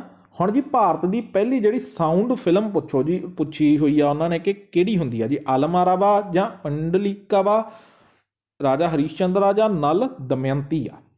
9ਵੇਂ ਦਾ ਸਾਡਾ ਸਹੀ ਆਨਸਰ ਦੱਸਣਾ ਜੀ ਤੁਸੀਂ ਕਿਹੜਾ ਬਣਦਾ। 9th ਦਾ ਸਾਡਾ ਬਿਲਕੁਲ ਸਹੀ ਆਨਸਰ ਤੁਸੀਂ ਸੋਚ ਲਿਆ ਹੋਵੇਗਾ। ਬਹੁਤ ਵਾਰ ਆਪਾਂ ਜਿਹੜੇ ਟੈਲੀਗ੍ਰਾਮ ਦੇ ਉੱਤੇ MCQ ਕਰਦੇ ਆ ਉਹਦੇ ਵਿੱਚ ਬਹੁਤ ਵਾਰ ਤੁਹਾਨੂੰ ਕਰਵਾਇਆ ਹੋਇਆ। ਆਲਮ ਆਰਾ ਵਾ। ਇਹ ਫਿਲਮ ਕਦੋਂ ਆਈ ਸੀ? ਆਪਣੀ 1931 ਦੇ ਵਿੱਚ ਰਿਲੀਜ਼ ਹੋਈ ਸੀ। ਇਹ ਇੰਡੀਆ ਦੀ ਪਹਿਲੀ ਟਾਕੀ ਫਿਲਮ ਇਹਨੂੰ ਕਹਿ ਦਿੰਦੇ ਆ। ਮਤਲਬ ਇਸ ਤੋਂ ਪਹਿਲਾਂ ਜਿਹੜੀਆਂ ਫਿਲਮਾਂ ਬਣਦੀਆਂ ਹੁੰਦੀਆਂ ਸੀ ਉਹ ਕਿਹੜੀਆਂ ਬਣਦੀਆਂ ਹੁੰਦੀਆਂ? ਸਾਇਲੈਂਟ ਫਿਲਮਾਂ ਬਣਦੀਆਂ, ਮਤਲਬ ਉਹਨਾਂ ਦੀ ਆਵਾਜ਼ ਨਹੀਂ ਸੀ ਹੁੰਦੀ। ਨੈਕਸਟ ਚੱਲਦੇ ਹਾਂ ਜੀ ਆਪਾਂ 10 ਨੰਬਰ ਕੁਐਸਚਨ ਤੇ। 10 ਨੰਬਰ ਕੁਐਸਚਨ ਦੇ ਵਿੱਚ ਆਪਾਂ ਨੂੰ ਪੁੱਛਿਆ ਜਾ ਰਿਹਾ ਕਿ ਅੰਗਰੇਜ਼ਾਂ ਨੇ ਪੰਜਾਬ ਨੂੰ ਆਪਦੇ ਮਤਲਬ ਪੰਜਾਬ ਨੂੰ ਕਿਹੜੇ ਤਰੀਕ ਨੂੰ ਤੇ ਕਿਹੜੇ ਸੰਨ ਦੇ ਵਿੱਚ ਆਪਦੇ ਰਾਜ ਦੇ ਨਾਲ ਮਿਲਾ ਲਿਆ ਸੀਗਾ? 21 ਅਪ੍ਰੈਲ 1848, 29 ਮਾਰਚ 1849, 29 ਮਈ 1847 ਜਾਂ 21 ਫਰਵਰੀ 1849? ਇਹ ਵੀ ਕੁਐਸਚਨ ਤੁਹਾਨੂੰ ਸਭ ਨੂੰ ਯਾਦ ਹੋਣਾ ਚਾਹੀਦਾ ਵਾ। ਬਹੁਤ ਵਾਰ ਪੇਪਰ ਦੇ ਵਿੱਚ ਪੰਜਾਬ GK ਦੇ ਵਿੱਚ ਇਹ ਕੁਐਸਚਨ ਪੁੱਛਿਆ ਜਾਂਦਾ ਵਾ। 29 ਮਾਰਚ 1849 ਈਸਵੀ ਨੂੰ ਲਾਰਡ ਡਲਹੌਜੀ ਨੇ ਅਨੈਕਸ ਕਰ ਲਿਆ ਸੀਗਾ ਪੰਜਾਬ ਨੂੰ। ਇਹ ਵੀ ਤੁਹਾਨੂੰ ਪਤਾ ਹੋਣਾ ਚਾਹੀਦਾ ਵਾ ਜੀ। ਠੀਕ ਹੈ ਜੀ। ਹੁਣ ਦੇਖ ਲਓ ਜੀ, ਹੁਣ ਇਹ ਨਾਲ ਐਕਸਟਰਾ ਫੈਕਟ ਇਸੇ ਲਈ ਐਡ ਕੀਤੇ ਹੁੰਦੇ ਨੇ ਕਿ ਜੇਕਰ ਪੇਪਰ ਦੇ ਵਿੱਚ ਤੁਹਾਨੂੰ ਘੁਮਾ ਕੇ ਕੁਐਸਚਨ ਪੁੱਛਿਆ ਜਾਵੇ ਤਾਂ ਤੁਹਾਡਾ ਕਵਰ ਹੋ ਜੇ। ਪੰਜਾਬ ਅਨੈਕਸ ਕੀਤਾ ਸੀ ਜੀ ਮਾਰਚ 1849 ਚ ਅੰਡਰ ਲਾਰਡ ਡਲਹੌਜੀ। ਬ੍ਰਿਟਿਸ਼ ਦਾ ਜਿਹੜਾ ਰੈਜ਼ੀਡੈਂਟ ਉਸ ਟਾਈਮ ਦੇ ਉੱਤੇ ਲਾਹੌਰ ਦੇ ਵਿੱਚ ਕਿਹਨੂੰ ਨਿਯੁਕਤ ਕੀਤਾ ਸੀ? ਸਰ ਹੈਨਰੀ ਲਾਰੈਂਸ ਨੂੰ। ਤੇ ਜੇਕਰ ਤੁਹਾਨੂੰ ਪੁੱਛਿਆ ਜਾਵੇ ਪਹਿਲਾ ਚੀਫ ਕਮਿਸ਼ਨਰ ਪੰਜਾਬ ਦਾ ਕੌਣ ਸੀ? ਉਹ ਸੀਗਾ ਜੀ ਸਰ ਜੌਨ ਲਾਰੈਂਸ। ਇਹ ਦੋਨੇ ਬ੍ਰਦਰ ਸੀ। ਠੀਕ ਆ। ਜੇਕਰ ਤੁਹਾਨੂੰ ਬ੍ਰਿਟਿਸ਼ ਰੈਜ਼ੀਡੈਂਟ ਪੁੱਛਿਆ ਜਾਵੇ ਤਾਂ ਹੈਨਰੀ ਲਾਰੈਂਸ ਲਾਉਣਾ। ਜੇਕਰ ਤੁਹਾਨੂੰ first chief commissioner of Punjab ਪੁੱਛਿਆ ਜਾਵੇ, ਠੀਕ ਆ, 1849 ਤੋਂ ਬਾਅਦ, ਤੇ ਜਦੋਂ ਮਤਲਬ ਅਨੈਕਸ ਕਰ ਲਿਆ ਸੀਗਾ, ਤਾਂ ਉਸ ਤੋਂ ਬਾਅਦ ਜੌਨ ਲਾਰੈਂਸ ਨੂੰ ਨਿਯੁਕਤ ਕੀਤਾ ਸੀ। ਨੈਕਸਟ ਚੱਲਦੇ ਹਾਂ ਜੀ ਆਪਾਂ 11 ਨੰਬਰ ਕੁਐਸਚਨ ਦੇ। 11 ਨੰਬਰ ਕੁਐਸਚਨ ਦੇ ਵਿੱਚ ਆਪਾਂ ਨੂੰ ਪੁੱਛਿਆ ਜਾਇਆ ਕਿ ਪੰਜਾਬ ਆ ਜਿਹੜਾ, ਪੰਜਾਬ ਭਾਰਤ ਦੇ ਕਿਸ ਹਿੱਸੇ 'ਚ ਸਥਿਤ ਆ? ਇਹਨੂੰ ਸਟਾਰ ਮਾਰਕ ਕਰ ਲਓ ਜੀ। ਬਹੁਤ ਵਾਰ ਇਹ ਕੁਐਸਚਨ ਪੇਪਰ ਦੇ ਵਿੱਚ ਪੁੱਛਿਆ ਜਾ ਚੁੱਕਿਆ। ਨਾਰਥ ਵੈਸਟਰਨ ਜਾਂ ਨਾਰਥ ਈਸਟਰਨ ਦੇ ਵਿੱਚ, ਸਾਊਥ ਵੈਸਟਰਨ ਦੇ ਵਿੱਚ ਜਾਂ ਈਸਟ ਦੇ ਵਿੱਚ। ਤਾਂ ਜੀ 11 ਦਾ ਤੁਸੀਂ ਆਪਦੇ ਮਾਈਂਡ ਦੇ ਵਿੱਚ ਸੋਚ ਲੈਣਾ ਵਾ ਕਿ ਇਹਦਾ ਆਨਸਰ ਕਿਹੜਾ ਬਣਦਾ। ਬਹੁਤ ਵਾਰ ਪੇਪਰ 'ਚ ਆ ਰਿਹਾ ਨਾਰਥ ਵੈਸਟਰਨ ਪਾਰਟ ਦੇ ਵਿੱਚ ਪੰਜਾਬ ਸਥਿਤ ਆ ਭਾਰਤ ਦੇ, ਇੰਡੀਆ ਦੇ। ਠੀਕ ਆ। ਹੁਣ ਆਪਾਂ ਚੱਲਦੇ ਹਾਂ ਜੀ 12 ਨੰਬਰ ਕੁਐਸਚਨ ਤੇ। 12 ਨੰਬਰ ਕੁਐਸਚਨ ਦੇ ਵਿੱਚ ਆਪਾਂ ਨੂੰ ਪੁੱਛਿਆ ਗਿਆ ਕਿ ਇਹਨਾਂ ਦੇ ਵਿੱਚੋਂ ਜਿਹੜੇ ਥੱਲੇ ਲਿਖੇ ਨਿਮਨ ਲਿਖਤ ਪਾਕਿਸਤਾਨੀ ਨਾਗਰਿਕਾਂ ਵਿੱਚੋਂ ਕਿਸ ਨੂੰ ਭਾਰਤ ਸਰਕਾਰ ਦੁਆਰਾ ਭਾਰਤ ਰਤਨ ਦੇ ਨਾਲ ਸਨਮਾਨਿਤ ਕੀਤਾ ਗਿਆ ਸੀ? ਲਿਆਕਤ ਅਲੀ ਖਾਨ ਨੂੰ, ਮੁਹੰਮਦ ਅਲੀ ਜਿਨ੍ਹਾਂ ਨੂੰ, ਖਾਨ ਅਬਦੁਲ ਗਫਾਰ ਖਾਨ ਨੂੰ ਜਾਂ ਮੁਹੰਮਦ ਇਕਬਾਲ ਨੂੰ? ਦੱਸੋ ਜੀ ਕਿਹੜਾ ਇਹਦਾ ਸਹੀ ਆਨਸਰ ਬਣਦਾ। ਤੁਹਾਨੂੰ ਸਭ ਨੂੰ ਪਤਾ, ਬਹੁਤ ਵਾਰ ਆਪਾਂ MCQ ਦੇ ਵਿੱਚ ਤੁਹਾਨੂੰ ਕਰਾਇਆ। ਖਾਨ ਅਬਦੁਲ ਗਫਾਰ ਖਾਨ ਨੂੰ ਆਪਣਾ ਪਾਕਿਸਤਾਨੀ ਨੈਸ਼ਨਲਿਸਟ ਸੀਗੇ ਜਿਨ੍ਹਾਂ ਨੂੰ ਕਿ ਆਪਣੇ ਭਾਰਤ ਰਤਨ ਜਿਹੜਾ ਆਪਣਾ ਇੰਡੀਆ ਦਾ ਅਵਾਰਡ ਆ ਉਹ ਮਿਲਿਆ ਸੀਗਾ। ਤੇ ਇਹ ਵੀ ਤੁਹਾਨੂੰ ਫਰੰਟੀਅਰ ਗਾਂਧੀ ਵੀ ਕਿਹਾ ਜਾਂਦਾ। ਠੀਕ ਹੈ ਜੀ। ਕਈ ਵਾਰ ਪੇਪਰ 'ਚ ਆਉਂਦਾ ਕਿ ਕੁਐਸਚਨ ਇਹਨਾਂ ਦੇ ਵਿੱਚੋਂ ਕਿਹਨੂੰ ਫਰੰਟੀਅਰ ਗਾਂਧੀ ਕਿਹਾ ਜਾਂਦਾ? ਇਹਨੂੰ ਕਿਹਾ ਜਾਂਦਾ ਖਾਨ ਅਬਦੁਲ ਗਫਾਰ ਖਾਨ ਨੂੰ। ਠੀਕ ਆ। ਸੋ 1987 ਦੇ ਵਿੱਚ ਇਹਨਾਂ ਨੂੰ ਮਿਲਿਆ ਸੀ। ਆਹ ਦੇਖ ਲਓ ਜੀ, ਅਵਾਰਡ ਕੀਤਾ ਜਾਂਦਾ ਵਾ ਮਦਰ ਟਰੇਸਾ ਨੂੰ। ਕਈ ਵਾਰ ਮਦਰ ਟਰੇਸਾ ਦਾ ਪੁੱਛਦਾ ਕਿ ਕਿਹੜੇ ਸੰਨ 'ਚ ਦਿੱਤਾ ਗਿਆ ਸੀ? 1980 ਦੇ ਵਿੱਚ ਦਿੱਤਾ ਗਿਆ ਸੀ। ਜਿਹੜੇ ਕਿ ਅਗਲੇ ਆਪਣੇ ਜਿਹੜੇ ਕਿ ਦੋ ਨਾਨ ਇੰਡੀਅਨ ਜਿਨ੍ਹਾਂ ਨੂੰ ਮਿਲਿਆ ਵਾ, ਅਬਦੁਲ ਗਫਾਰ ਖਾਨ ਨੂੰ ਪਾਕਿਸਤਾਨ ਦੇ ਨੂੰ 1987 'ਚ ਮਿਲਿਆ, ਤੇ ਫਾਰਮਰ ਜਿਹੜੇ south African president Nelson Mandela ਨੂੰ ਕਦੋਂ ਮਿਲਿਆ ਸੀ? 1990 'ਚ। ਇਹ ਤਿੰਨੇ ਨਾਮ ਤੁਹਾਨੂੰ ਯਾਦ ਹੋਣੇ ਚਾਹੀਦੇ ਆ, ਪੇਪਰ ਦੇ ਵਿੱਚ ਬਹੁਤ ਵਾਰ ਇਹ ਪੁੱਛੇ ਜਾਂਦੇ ਨੇ। ਆਜ਼ਾਦ ਭਾਰਤ ਦੀ ਪਹਿਲੀ ਵੂਮਨ ਗਵਰਨਰ ਦੱਸੋ ਜੀ ਕਿਹੜੀ ਸੀ? ਵਿਜੇ ਲక్ష్ਮੀ ਪੰਡਿਤ, ਸੁਚਿਤਰਾ ਕਿਰਪਲਾਨੀ ਜਾਂ ਇੰਦਰਾ ਗਾਂਧੀ ਜਾਂ ਸਰੋਜਨੀ ਨਾਇਡੂ? ਦੱਸੋ ਜੀ ਇਹਦਾ ਕਿਹੜਾ ਆਨਸਰ ਬਣਦਾ। ਤਾਂ ਜੀ 13ਵੇਂ ਦਾ ਬਿਲਕੁਲ ਸਹੀ ਆਨਸਰ ਬਣ ਰਿਹਾ ਜੀ ਸਰੋਜਨੀ ਨਾਇਡੂ। ਜਿਹੜੇ ਸੀ ਉਹ ਆਜ਼ਾਦ ਭਾਰਤ ਦੇ ਇੰਡੀਪੈਂਡੈਂਟ ਇੰਡੀਆ ਦੇ ਪਹਿਲੇ ਗਵਰਨਰ ਸੀਗੇ। ਜੇਕਰ ਤੁਹਾਨੂੰ ਪੁੱਛਿਆ ਜਾਵੇ ਕਿ ਪਹਿਲੇ ਚੀਫ ਮਿਨਿਸਟਰ ਕੌਣ ਸੀ? ਪਹਿਲੇ ਚੀਫ ਮਿਨਿਸਟਰ ਸੀਗੇ Sucheta Kriplani. First chief minister ਸੀਗੇ ਵੂਮਨ। ਇਹ ਵੀ ਯਾਦ ਰੱਖਣਾ। ਠੀਕ ਆ। ਵੂਮਨ ਮਹਿਲਾ ਨਾਲ ਹੋਣਾ ਚਾਹੀਦਾ ਵਾ। ਤੇ ਇੰਦਰਾ ਗਾਂਧੀ ਕੌਣ ਸੀ? First woman prime minister, woman PM। ਇਹ ਤੁਹਾਨੂੰ ਤਿੰਨੇ ਨਾਮ ਯਾਦ ਹੋਣੇ ਚਾਹੀਦੇ ਆ। ਪੇਪਰ ਦੇ ਵਿੱਚ ਕਿਸੇ ਤਰ੍ਹਾਂ ਵੀ ਕੋਈ ਵੀ ਕੁਐਸਚਨ ਤੁਹਾਨੂੰ ਪੁੱਛਿਆ ਜਾ ਸਕਦਾ ਵਾ। ਨੈਕਸਟ ਚੱਲਦੇ ਹਾਂ ਜੀ ਹੁਣ ਆਪਾਂ ਇਨ ਦੀ event of the vacancy of. ਉਹ ਕਹਿੰਦੇ ਜੀ ਸਿੰਪਲ ਭਾਸ਼ਾ ਸਮਝੋ ਕਿ ਜੇਕਰ ਪ੍ਰੈਜ਼ੀਡੈਂਟ ਵੀ ਨਾ ਹੋਵੇ ਤੇ ਵਾਈਸ ਪ੍ਰੈਜ਼ੀਡੈਂਟ ਵੀ ਆਪਦੇ ਅਹੁਦੇ ਦੇ ਉੱਤੇ ਨਹੀਂ ਹੋਵੇ, ਖਾਲੀ ਪਈਆਂ ਮਤਲਬ ਉਹਨਾਂ ਦੀਆਂ ਆਪਣੀਆਂ ਸੀਟਸ ਜਿਹੜੀਆਂ ਉਹਨਾਂ ਦੀਆਂ ਵੈਕੈਂਸੀਜ਼ ਖਾਲੀ ਪਈਆਂ ਨੇ, ਤਾਂ ਪਰਸਨ ਕੌਣ ਆ ਉਹ ਜਿਹੜਾ ਕਿ ਪ੍ਰੈਜ਼ੀਡੈਂਟ ਦੇ ਮਤਲਬ ਸਾਰੀਆਂ ਡਿਊਟੀਜ਼ ਨਿਭਾਉਂਦਾ ਵਾ? Speaker of Lok Sabha, the chief justice of India, chairman of Rajya Sabha ਜਾਂ ਅਟਾਰਨੀ ਜਨਰਲ ਆਫ ਇੰਡੀਆ? 14ਵੇਂ ਦਾ ਬਿਲਕੁਲ ਸਹੀ ਆਨਸਰ ਬਣਦਾ ਪਿਆ ਵਾ ਜੀ ਸਾਡਾ। ਤੁਹਾਨੂੰ ਪਤਾ ਲੱਗ ਗਿਆ ਹੋਏਗਾ ਕਿ ਦਾ ਚੀਫ ਜਸਟਿਸ ਆਫ ਇੰਡੀਆ। ਠੀਕ ਆ। CGI ਸੁਪਰੀਮ ਕੋਰਟ ਦਾ ਜਿਹੜਾ ਆਪਣਾ ਚੀਫ ਜਸਟਿਸ ਆਫ ਇੰਡੀਆ ਹੁੰਦਾ ਵਾ, ਉਹ ਆਪਣਾ ਇਹਦੀ ਭੂਮਿਕਾ ਨਿਭਾਊਗਾ ਪ੍ਰੈਜ਼ੀਡੈਂਟ ਦੀ। ਜੇਕਰ ਪ੍ਰੈਜ਼ੀਡੈਂਟ ਨਹੀਂ ਹੁੰਦਾ ਤਾਂ ਵਾਈਸ ਪ੍ਰੈਜ਼ੀਡੈਂਟ ਨਿਭਾਉਂਦਾ। ਜੇਕਰ ਵਾਈਸ ਪ੍ਰੈਜ਼ੀਡੈਂਟ ਵੀ ਨਹੀਂ ਹੋਊਗਾ ਤਾਂ ਇਹ ਜਾ ਕੇ ਚੀਫ ਜਸਟਿਸ ਆਫ ਇੰਡੀਆ ਨਿਭਾਊਗਾ। ਹੁਣ ਆਪਾਂ ਚੱਲਦੇ ਹਾਂ ਜੀ 15 ਨੰਬਰ ਕੁਐਸਚਨ ਹੈ। 15 ਨੰਬਰ ਕੁਐਸਚਨ ਦੇ ਵਿੱਚ ਆਪਾਂ ਨੂੰ ਪੁੱਛਿਆ ਗਿਆ ਵਰਲਡ ਹੈਲਥ ਡੇ ਆ ਜਿਹੜਾ ਉਹ ਕਦੋਂ ਮਨਾਇਆ ਜਾਂਦਾ ਵਾ ਜੀ? 28 ਅਪ੍ਰੈਲ ਨੂੰ ਮਨਾਇਆ ਜਾਂਦਾ, 5 ਮਈ ਨੂੰ, 6 ਜੂਨ ਨੂੰ ਜਾਂ 7 ਅਪ੍ਰੈਲ ਨੂੰ? ਤੁਹਾਨੂੰ ਸਭ ਨੂੰ ਪਤਾ। ਇਹਨੂੰ ਤਾਂ ਮਤਲਬ ਕਿ ਰੱਟ ਕੇ ਰੱਖੋ ਕਿਉਂਕਿ ਪੇਪਰ ਦੇ ਵਿੱਚ ਇਹ ਕੁਐਸਚਨ ਬਹੁਤ ਵਾਰ ਪੁੱਛਿਆ ਜਾਂਦਾ ਜੀ। 7 ਅਪ੍ਰੈਲ ਨੂੰ ਵਰਲਡ ਹੈਲਥ ਡੇ ਮਨਾਇਆ ਜਾਂਦਾ ਵਾ। ਹੁਣ ਦੇਖੋ ਜੀ ਇਹਦੇ ਵਿੱਚ ਕੁਝ ਐਕਸਟਰਾ ਪੁਆਇੰਟ ਨੇ ਜਿਹੜੇ ਕਿ ਤੁਹਾਨੂੰ ਯਾਦ ਹੋਣੇ ਚਾਹੀਦੇ ਆ। ਇਹਦੀ ਥੀਮ 2022 ਦੀ ਤੁਹਾਨੂੰ ਯਾਦ ਹੋਣੀ ਚਾਹੀਦੀ ਆ। ਥੀਮ ਹੈਗੀ ਆ ਜੀ ਆਵਰ ਪਲੈਨਟ ਆਵਰ ਹੈਲਥ 2022 ਦੀ ਵਰਲਡ ਹੈਲਥ ਦੀ। ਵਰਲਡ ਹੈਲਥ ਆਰਗੇਨਾਈਜੇਸ਼ਨ ਨੇ, ਠੀਕ ਹੈ ਜੀ, 7 ਅਪ੍ਰੈਲ 1948 ਨੂੰ ਇਹਦੀ ਸਥਾਪਨਾ ਹੋਈ ਸੀ, ਜਿਹਨੂੰ ਆਪਾਂ WHO ਵੀ ਕਹਿ ਦਿੰਦੇ ਹਾਂ। ਠੀਕ ਆ। ਤੇ ਵਰਲਡ ਹੈਲਥ ਆਰਗੇਨਾਈਜੇਸ਼ਨ ਦਾ ਕਈ ਵਾਰ ਆਪਾਂ ਨੂੰ ਹੈੱਡਕੁਆਟਰ ਪੁੱਛਿਆ ਜਾਂਦਾ ਕਿੱਥੇ ਆ ਜੀ? ਆਪਣਾ ਜਨੇਵਾ ਸਵਿਟਜ਼ਰਲੈਂਡ ਦੇ ਵਿੱਚ। ਵਰਲਡ ਹੈਲਥ ਆਰਗੇਨਾਈਜੇਸ਼ਨ ਦੇ ਕਰੰਟ ਡਾਇਰੈਕਟਰ ਜਨਰਲ ਕੌਣ ਆ ਜੀ? ਠੀਕ ਆ। ਟੈਡਰੋਸ ਅਧਨੋਮ। ਇਹ ਵੀ ਤੁਹਾਨੂੰ ਯਾਦ ਹੋਣਾ ਚਾਹੀਦਾ ਵਾ। ਹੁਣ ਆਪਾਂ ਚੱਲਦੇ ਹਾਂ ਜੀ, ਜਿਹੜੀ ਰਾਮਸਰ ਸਾਈਟਾਂ ਪੁੱਛਿਆ ਹੋਇਆ ਜੀ 16 ਨੰਬਰ ਕੁਐਸਚਨ ਦੇ ਵਿੱਚ ਕਿ ਪੰਜਾਬ ਦੇ ਵਿੱਚ ਕਿੰਨੀਆਂ ਰਾਮਸਰ ਸਾਈਟਾਂ ਨੇ। 6 ਨੇ, 4 ਨੇ, 5 ਨੇ ਜਾਂ 3 ਨੇ। ਦੈਨ ਇਹਦੇ ਵਿੱਚ ਆਪਣਾ ਸਹੀ ਆਨਸਰ ਬਣਦਾ ਜੀ ਇਹ 6 ਨੇ ਆਪਣੇ ਪੰਜਾਬ ਦੇ ਵਿੱਚ ਕੁੱਲ ਰਾਮਸਰ ਸਾਈਟਾਂ ਨੇ ਜਿਹੜੀਆਂ। ਤੁਹਾਨੂੰ ਸਭ ਨੂੰ ਪਤਾ ਹੋਣਾ ਚਾਹੀਦਾ ਇਸ ਤੋਂ ਪਹਿਲਾਂ ਕਿੰਨੀਆਂ ਸੀ, 3 ਸੀਗੀਆਂ। 2019 ਦੇ ਵਿੱਚ 3 ਹੋਰ ਰਾਮਸਰ ਸਾਈਟਸ ਨੂੰ ਘੋਸ਼ਿਤ ਕੀਤਾ ਗਿਆ। ਹੁਣ ਆਪਾਂ ਥੱਲੇ ਪੜ੍ਹ ਲੈਂਦੇ ਹਾਂ ਇੱਕ ਵਾਰੀ ਐਕਸਪਲੇਨੇਸ਼ਨ ਦੇ ਵਿੱਚ ਕਿਹੜੀਆਂ ਕਿਹੜੀਆਂ ਉਹ 6 ਸਾਈਟਸ ਨੇ। ਉਹ ਕਈ ਵਾਰ ਤੁਹਾਨੂੰ ਪੇਪਰ ਦੇ ਵਿੱਚ ਇਹ ਵੀ ਪੁੱਛਿਆ ਜਾ ਸਕਦਾ ਕਿ 6ਵਾਂ ਦੇ ਵਿੱਚੋਂ 4 ਆਪਸ਼ਨ ਦੇ ਕੇ ਕਹਿ ਦੇਣਗੇ ਕਿ ਇਹਨਾਂ 4ਾਂ ਦੇ ਵਿੱਚੋਂ ਕਿਹੜੀ ਰਾਮਸਰ ਸਾਈਟ ਪੰਜਾਬ ਦੀ ਨਹੀਂ ਗੀ, ਜਿਹਨੂੰ ਕਿ ਉਹ ਨਹੀਂ ਮਿਲਿਆ। ਪੰਜਾਬ ਕੋਲ 6 ਨੇ, ਠੀਕ ਆ।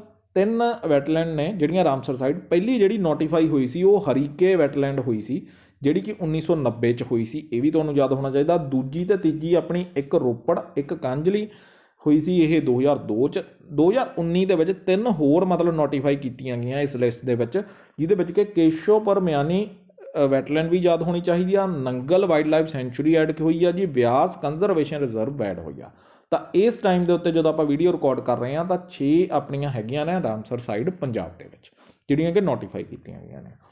ਅਕਬਰ ਦੀ ਤਾਜਪੋਸ਼ੀ ਕਿੱਥੇ ਹੋਈ ਸੀ? PSSB ਕਲਰਕ 2021 ਦਾ ਕੁਐਸਚਨ ਆ ਜੀ ਇਹ। ਇਹੀ ਕੁਐਸਚਨ ਸੇਮ ਘੁਮਾ ਕੇ ਉਹ ਤੁਹਾਨੂੰ ਪੰਜਾਬ ਪੁਲਿਸ ਦੇ ਵਿੱਚ ਵੀ ਪੁੱਛਿਆ ਗਿਆ ਸੀ ਜੀ। ਦਿੱਲੀ ਦੇ ਵਿੱਚ, ਆਗਰਾ ਦੇ ਵਿੱਚ, ਫਤਿਹਪੁਰ ਸੀਕਰੀ ਤੇ ਜਾਂ ਕਲਾਨੌਰ ਦੇ ਵਿੱਚ। 17ਵੇਂ ਦਾ ਸਾਡਾ ਬਿਲਕੁਲ ਸਹੀ ਆਨਸਰ ਤੁਹਾਨੂੰ ਸਭ ਨੂੰ ਰਟਿਆ ਪਿਆ ਹੋਣਾ ਚਾਹੀਦਾ ਵਾ ਇਹ ਵਾਲਾ ਆਨਸਰ। ਕਲਾਨੌਰ ਗੁਰਦਾਸਪੁਰ ਜ਼ਿਲ੍ਹੇ ਦੇ ਵਿੱਚ ਸਥਿਤ ਆ, ਜਿੱਥੇ ਕਿ ਅਕਬਰ ਦੀ ਤਾਜਪੋਸ਼ੀ ਹੋਈ ਸੀ, ਠੀਕ ਆ। ਅੱਗੇ ਚੱਲਦੇ ਹਾਂ ਜੀ ਆਪਾਂ। ਹੁਣ ਜੀ ਨੈਕਸਟ ਆਪਣਾ ਹੈਗਾ ਜੀ ਪੋਲਿਟੀ ਦਾ ਕੁਐਸਚਨ। ਇਹਦੇ ਵਿੱਚ ਪੁੱਛਿਆ ਗਿਆ ਮਨੀ ਬਿੱਲ ਬਾਰੇ ਇਹਨਾਂ ਦੇ ਵਿੱਚੋਂ ਕਿਹੜੀ ਸਟੇਟਮੈਂਟ ਆ ਜਿਹੜੀ ਸਹੀ ਨਹੀਂ ਗੀ। ਪੇਪਰ ਦੇ ਵਿੱਚ ਹਮੇਸ਼ਾ ਇੱਕ ਚੀਜ਼ ਦਾ ਧਿਆਨ ਰੱਖਣਾ ਹੁੰਦਾ ਵਾ, ਜਦੋਂ ਤੁਸੀਂ ਪੇਪਰ ਅਟੈਂਪਟ ਕਰਦੇ ਹੁੰਦੇ ਆ ਤਾਂ ਪੇਪਰ ਦੇ ਵਿੱਚ ਇਹ ਚੀਜ਼ ਜ਼ਰੂਰ ਰੱਖਿਆ ਕਰੋ ਕਿ ਥੱਲੇ ਵਾਲੀ ਸਟੇਟਮੈਂਟ ਦੇ ਵਿੱਚ ਉਹਨਾਂ ਨੇ ਨੋਟ ਪੁੱਛਿਆ ਕਿ ਕਰੈਕਟ ਪੁੱਛਿਆ ਵਾ। ਕਿਉਂਕਿ ਕਈ ਵਾਰ ਬੱਚਾ ਜਲਦਬਾਜ਼ੀ ਦੇ ਵਿੱਚ ਆਨਸਰ ਲਾ ਲੈਂਦਾ ਵਾ, ਕਿਉਂਕਿ ਆਫਲਾਈਨ ਪੇਪਰ ਦੇ ਵਿੱਚ ਬਾਅਦ ਵਿੱਚ ਉਹ ਚੀਜ਼ ਚੇਂਜ ਵੀ ਨਹੀਂ ਹੁੰਦੀ। ਇੱਕ ਵਾਰੀ ਤੁਸੀਂ ਫਿਲ ਕਰਤਾ ਹੋਇਆ ਵਾ ਦੈਨ ਉਸ ਤੋਂ ਬਾਅਦ ਤੁਹਾਨੂੰ ਦਿੱਕਤ ਆਏਗੀ ਬਾਅਦ ਵਿੱਚ, ਨਾ ਹੀ ਉਹ ਮਿਟੇਗਾ।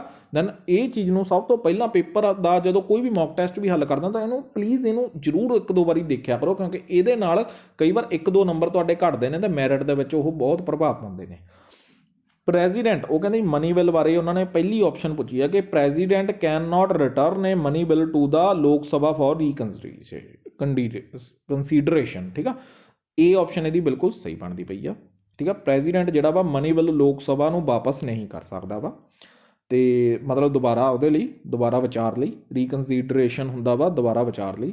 ਤੇ ਦਾ speaker of the Lok Sabha is the final authority to declare whatever a bill is money bill ਜਾਂ ਨਾਟ। ਪੰਜਾਬੀ ਦੇ ਵਿੱਚ ਇਹਦਾ ਹੁੰਦਾ ਕਿ ਜਿਹੜਾ ਸਪੀਕਰ ਲੋਕ ਸਭਾ ਦਾ ਹੁੰਦਾ ਵਾ, ਕੀ ਉਹ ਫਾਈਨਲ ਅਥਾਰਟੀ ਹੁੰਦਾ ਜਿਹੜਾ ਕਿ ਤੈਅ ਕਰਦਾ ਵਾ ਕਿ ਜਿਹੜਾ ਬਿੱਲ ਆ ਉਹ ਮਨੀ ਬਿੱਲ ਹੈਗਾ ਕਿ ਨਹੀਂ ਹੈਗਾ। ਬਿਲਕੁਲ ਸਹੀ ਜੀ, ਬੀ ਆਪਸ਼ਨ ਵੀ ਸਹੀ ਬਣਦੀ ਪਈ ਆ। ਇਹਨਾਂ ਨੇ ਨਾਟ ਪੁੱਛਿਆ ਪਰ ਨਾਟ ਲੱਭਣੀ ਆ।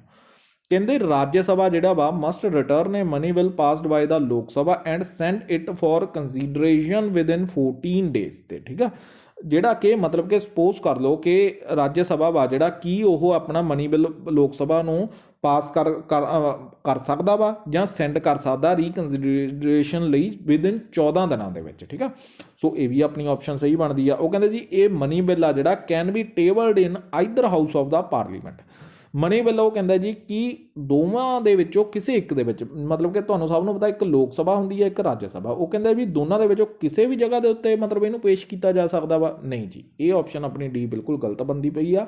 ਜਿਹੜਾ ਮਨੀ ਬਿੱਲ ਹੁੰਦਾ ਵਾ ਨਾ, ਮਨੀ ਬਿੱਲ ਜਿਹੜਾ ਹੁੰਦਾ ਉਹ ਸਿਰਫ ਤੇ ਸਿਰਫ ਲੋਕ ਸਭਾ ਦੇ ਵਿੱਚ ਹੀ ਪੇਸ਼ ਕੀਤਾ ਜਾ ਸਕਦਾ ਵਾ।